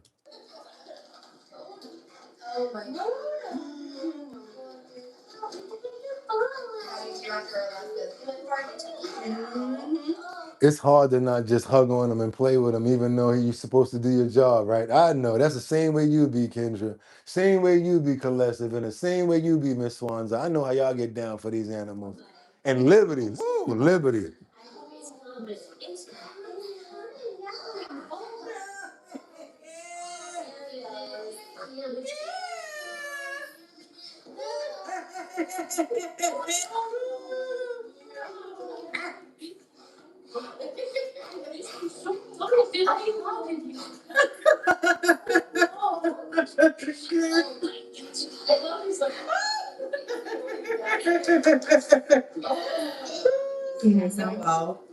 I'm so glad you said that. Typical bully breed is not the dog, it's the owners. It's bully season. There you go. There you go. And you see how Lynn is such nice and a beautiful person with a good soul. Nova literally walk around like this. I trust him more than I trust Howard Lutnick with an all-day smile. I tell you that. I trust Nova before Howard Lutnick. Hopefully that like by the end of this one, he'll be at a point where we can just set you up with some strengthening exercises. Right, right. So they saying after this, y'all can start doing some of this strength stuff at home, especially the stuff that we see him doing. And the great thing about it is that's not even his main doctor. When she come out and she see him doing his training, she gonna be like, whoa, Nova. Yeah. You know, his back leg is getting stronger. He's giving Caleb a hard time about that still when we're doing exercises with him. I think he knows it's hard on the way down. But you can do it, Nova. That's the thing. Oh, I'm so proud of you. I know, he looks so good. Yes, yeah, I'm so excited. I'll be so happy, when this journey comes to an end. And we move on to the next one because every time one thing comes to an end, something else coming. Yes. So I just hope it's something good, you know what I'm saying? Something good. Lord, we need something good. That's obviously on the other side, Yes. I know. You know you got all the traits on you guys. Now we're gonna work on those sit stands again. I know, we're gonna do it while you're fresh. While you're nice and fresh. Yeah, let's see. They still got a little bit of dragging, but he's like, what, 70, at least 70, 80% right now. Nova's doing phenomenal. I'm so happy, and I'm the one that predicted it, so I don't care what nobody say. I was scared, though. I ain't gonna lie. I was very nervous for him. What you got here? Yeah, let's give you a little verbiage here. Oh yeah, it's like, all right.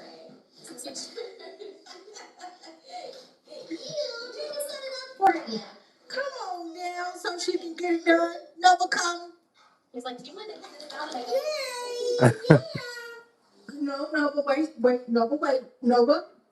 I'm used to the hands on this, but the biggest thing is to make that tear off the side. Oh, okay. I'll ask you one more. Nova was not able to walk one day. She woke up one day and he couldn't move his legs at all. He had IVD, a disc that came out in his back. He had to have surgery, and all of us came together and we took care of that. And this is his journey all the way back to where a lot of people didn't think he was going to be able to walk again. But Lynn never gave up, never. Yeah, no tearing off the side. Silly. Good job. Yeah. Stand up. Then Nova stand. Nova get up. Nova stand. Yeah. Good boy. Good job. Strength training for the back legs. They want him to sit down and get up to see his seat posture now. You said. You good job. Remember how we did that one? Good boy. Good. That's pretty pretty. There you go. Good job. Up. Nice. Good boy. There it is. Good boy. Let's do it again. Oh, there it is. Is that all right? All right. On your feet. Okay. Double. Good. Go get those treats. Go get that one. Good boy. Oh, did you lose it behind the disc? You got it. You got it. You got it. Hello. Beautiful. They want to make him step. They're working on his steps. He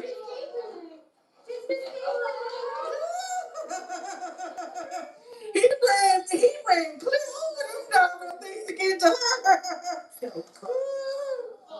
He cleared real good trying to get LaKayla. Do this last one. There you go. Nice. Good job. Keep going. Yeah. Ready? Yeah, look at that.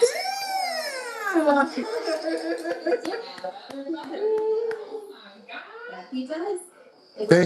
Thank you, puzzle maker. Now it's time for the water. Look this way. No, this way. There you go.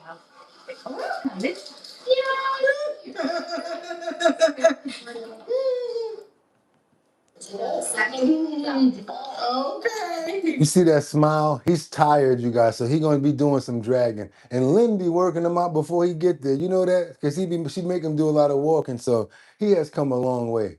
You'll be looking crazy. All right, Boji. Look at them. It's open. There you go. Good job. Go in. Yeah. I remember when we used to get resistance. Not anymore. I love it. That's so fucking fun. Yeah, we do it live on TikTok, YouTube, and Facebook. Y'all do it like daily or just kind of Just once a week. When we do that show once a week, we're actually starting back because we had stopped it. When he got hurt. We're starting that show back, but the first of the year, we had started back the show, because we do two of them. One of them is Breakfast with Lynn and Nova on Saturday mornings. And then the Wednesday is Cooking with Lynn and Nova. So during the breakfast show, we both wear pajamas. So oh my goodness.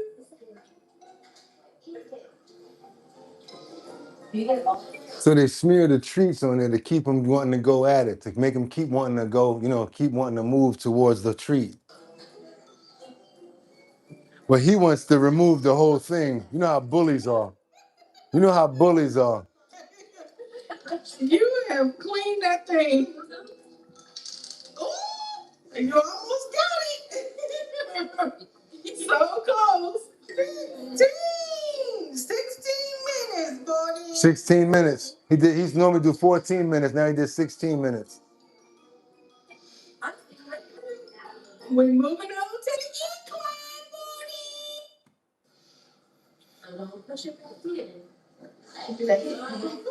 Every time.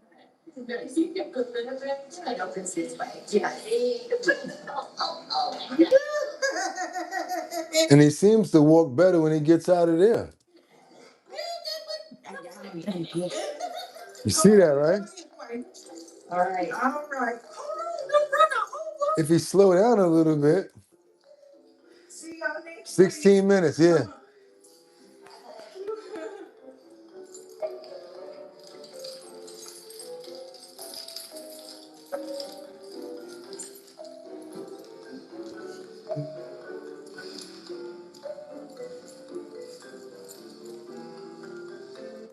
All right. Another session down. Another session in the books. Nova did an excellent job today. Next week, we're moving into the incline. Gonna put more weight on his hind legs. She's going to increase the incline on the treadmill. So while he's on that treadmill, we'll be strengthening those back legs with that incline. So we're moving right. We know we got mad love for you, Lynn, over our bottom line. That's one of our sisters, our family members over there. And you guys, y'all know how we do it over here. You know how we can't leave up out of here without doing those prayers. We got to get those prayers in the air. Let's get those prayers in the air, because the same way we start off is the same way we end it. And we got to send you guys out here with a good attitude. So how about we gonna do it like this? We want to pray for love. I want to pray for happiness. I want to pray for good measure. I want to pray for health. I'd like to pray for everyone to have a great attitude, for people to have good dialogue and great conversation. I'd love for us to be able to come up with some solutions for each other, as well as have great patience. And you guys, let's work on that one thing that we all know that's really serious, because when they're not around, that's when it matters. That's that consideration. We're praying for everybody in the chat right now. Who we praying for? Come on, you want your name said? Say something in the chat, and I got you. We got to say what's up, and we got to pray for angels among us. Want to pray for Collective. Also want to pray for my brother Sam Champion. Star Street's up in the building. Okay, we got, who else is up in the Jack B4 R3M 10 Follic Cat? Okay, who else we got up in there? Brian B. King Falcone. There you go, Brian. How you doing this morning? Winter Rising. Want to pray for you. 4 gifted hands, and also want to pray for, who's that? Brittany Devignan. Okay, Frederick, thank you so much for coming through. El Jaderon, that's right, showing love to you too. Want to pray for Danny. Want to pray for Eric Cooley, Trump Bunny. Got to pray for the Puzzle Maker, 55 Coffee House, Lisa Roy. Want to pray for DeLuna Red. That's right. Want to pray for Tanya Zimmerman. Also got to pray for, who's that? Carol Payton, Sam Champion, Brian King Falcone, Mary Tanner, and Wise Eyes. Also can't forget about Batty Lynn. Also can't forget about Rebecca Lanyan Bueno. Can't forget about who else? We got to make sure that we got Teddy up in there. Can't forget about Terry, the entire family over there. Want to give a big shout out to Mega Dub. Can't forget about you. Money Tree, thank you so much. And thank you for always showing up and showing out. Sam Champion, thank you so much. Winter Rising, Angels Among Us, Liberty and Justice, Casey, can't forget about you guys, and that's on cap right there. Patrick, who else we got up in the building? El Jaderon, 55 Coffee House, Lisa Roy. I got my coffee yesterday, and I'm about to go make me a cup right now. You guys want some good coffee? You better holler at 55 Coffee House, Lisa Roy. Might get some new samples coming out at you. Wise Eyes, Colessive, Brian. Why? Who else we got up in there? Let me get a new name. Let me get a new name. Let me get a new name. So we can leave it like that. There you go. VG5P. Got to make sure that we put you up in the building too. And can't forget about Mega Dub and Zion's Choice. Love you guys. Amen. That's right, you guys. Y'all know we got promos coming up as well, right? We already got 72,000 subscribers. So if you're trying to get your business out there, all you got to do is send your promo over to us and we're going to put it up in the post notification area. But the only catch is it has to be in a 1080 by 1080 size frame in order to fit in the notification area. It's not me, it's what YouTube says. And guess what, you guys? Y'all know what's coming up. That's the Show Your talent search that we're going to be doing in all 5 boroughs: Manhattan, Bronx, Brooklyn, Queens, and Staten Island. And if you win, boom, you'll be able to get $250. That's right. And one person's going to be able to compete from online. That person doesn't necessarily have to be 21 because you're not going to be on premise. That's why more people can be a part of the Show Your talent search. And if you want to get lit, drink Big Drip, 14% alcohol by volume. You guys trust me, Cutwater ain't messing with it. And if you want to be a part of the talent show, that's pure talent, not just singing and dancing. You might be able to do a wheelie, back flip. You might be able to do the Superman flip or the superhero flip. I don't know what you can do, but if you're good at it and you win in your borough, boom, you'll be able to pull out with $250. And after we get everybody together, because we got to do a main competition, we're going to put everybody against each other and see who can win the grand prize of $1,000. That's the Show Your talent search, sponsored by Big Drip Hard Punch. I'm your host, Boogotti NYC, and I'm always at those events with my DJ Don Dada. That's DJ Don Dada, formerly Donna Marie Lombardo of Black Ink Crew. But now she's rolling with the big drip crew, and we pull up. We got the DJ and all of the fun hookah lounges, liquor stores, and all of that. I will be announcing next week the new locations that we're going to be in because it's already got hot outside and everybody's interested. We're already and we were in Throgs Neck. We were in the store at Green Acres Mall. We got business on 125th Street. So yes, you can actually go pick up Big Drip locally, or if you want to go to the website www.drinkbigdrip.com. Wait a little while, probably like in another hour. We have another link that we're putting in that's going to save you guys 50% on your purchase. And if you want to be a part of the talent show, all you got to do is go to the website, www.drinkbigdrip.com. You see the spelling, 2 G's and 2 P's. Drinkbigdrip.com. Go to the first page, put your email address inside of the slot, and we'll keep you posted on where we're going to be at. Kendra got your info. Miss Swanza got your info. Every single person. Don't think that we're not paying attention. We're gathering those names. Next time we got an event going on, we're going to mass email you guys and let you know what's going on so that you can pull up and hang out with your boy. That's right. Not just on Our Bottom Line, but also at the event. Don't forget, we now have a Discord. That health and wellness video that you want to see is going to be up in the next 5 to 10 minutes on Our Bottom Line Discord. Don't forget about the Our Bottom Line Instagram page. And yes, we're also available on X, which is where we're asking you guys to copy, paste, and put the letter up and send it to Team YouTube. If you don't have an X account, that's fine. But if you do have an X account, please go to our Discord, copy paste the community letter that we would like for our community to send it over to YouTube Legal so they can probably let us get up out of jail a little earlier. Also, you guys, I want to tell you guys this.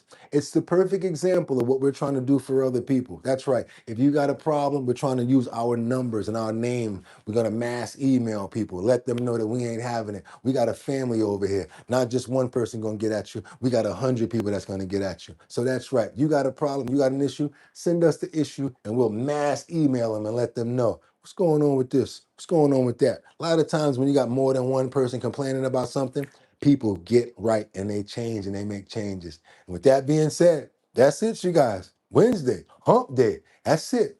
Y'all could have went anywhere. But the fact of the matter that y'all came in to chill with me, Our Bottom Line, Boogotti NYC today, I appreciate you. So until tomorrow, Same channel, same time, 6 o'clock in the morning until we done. Got 'em! Peace.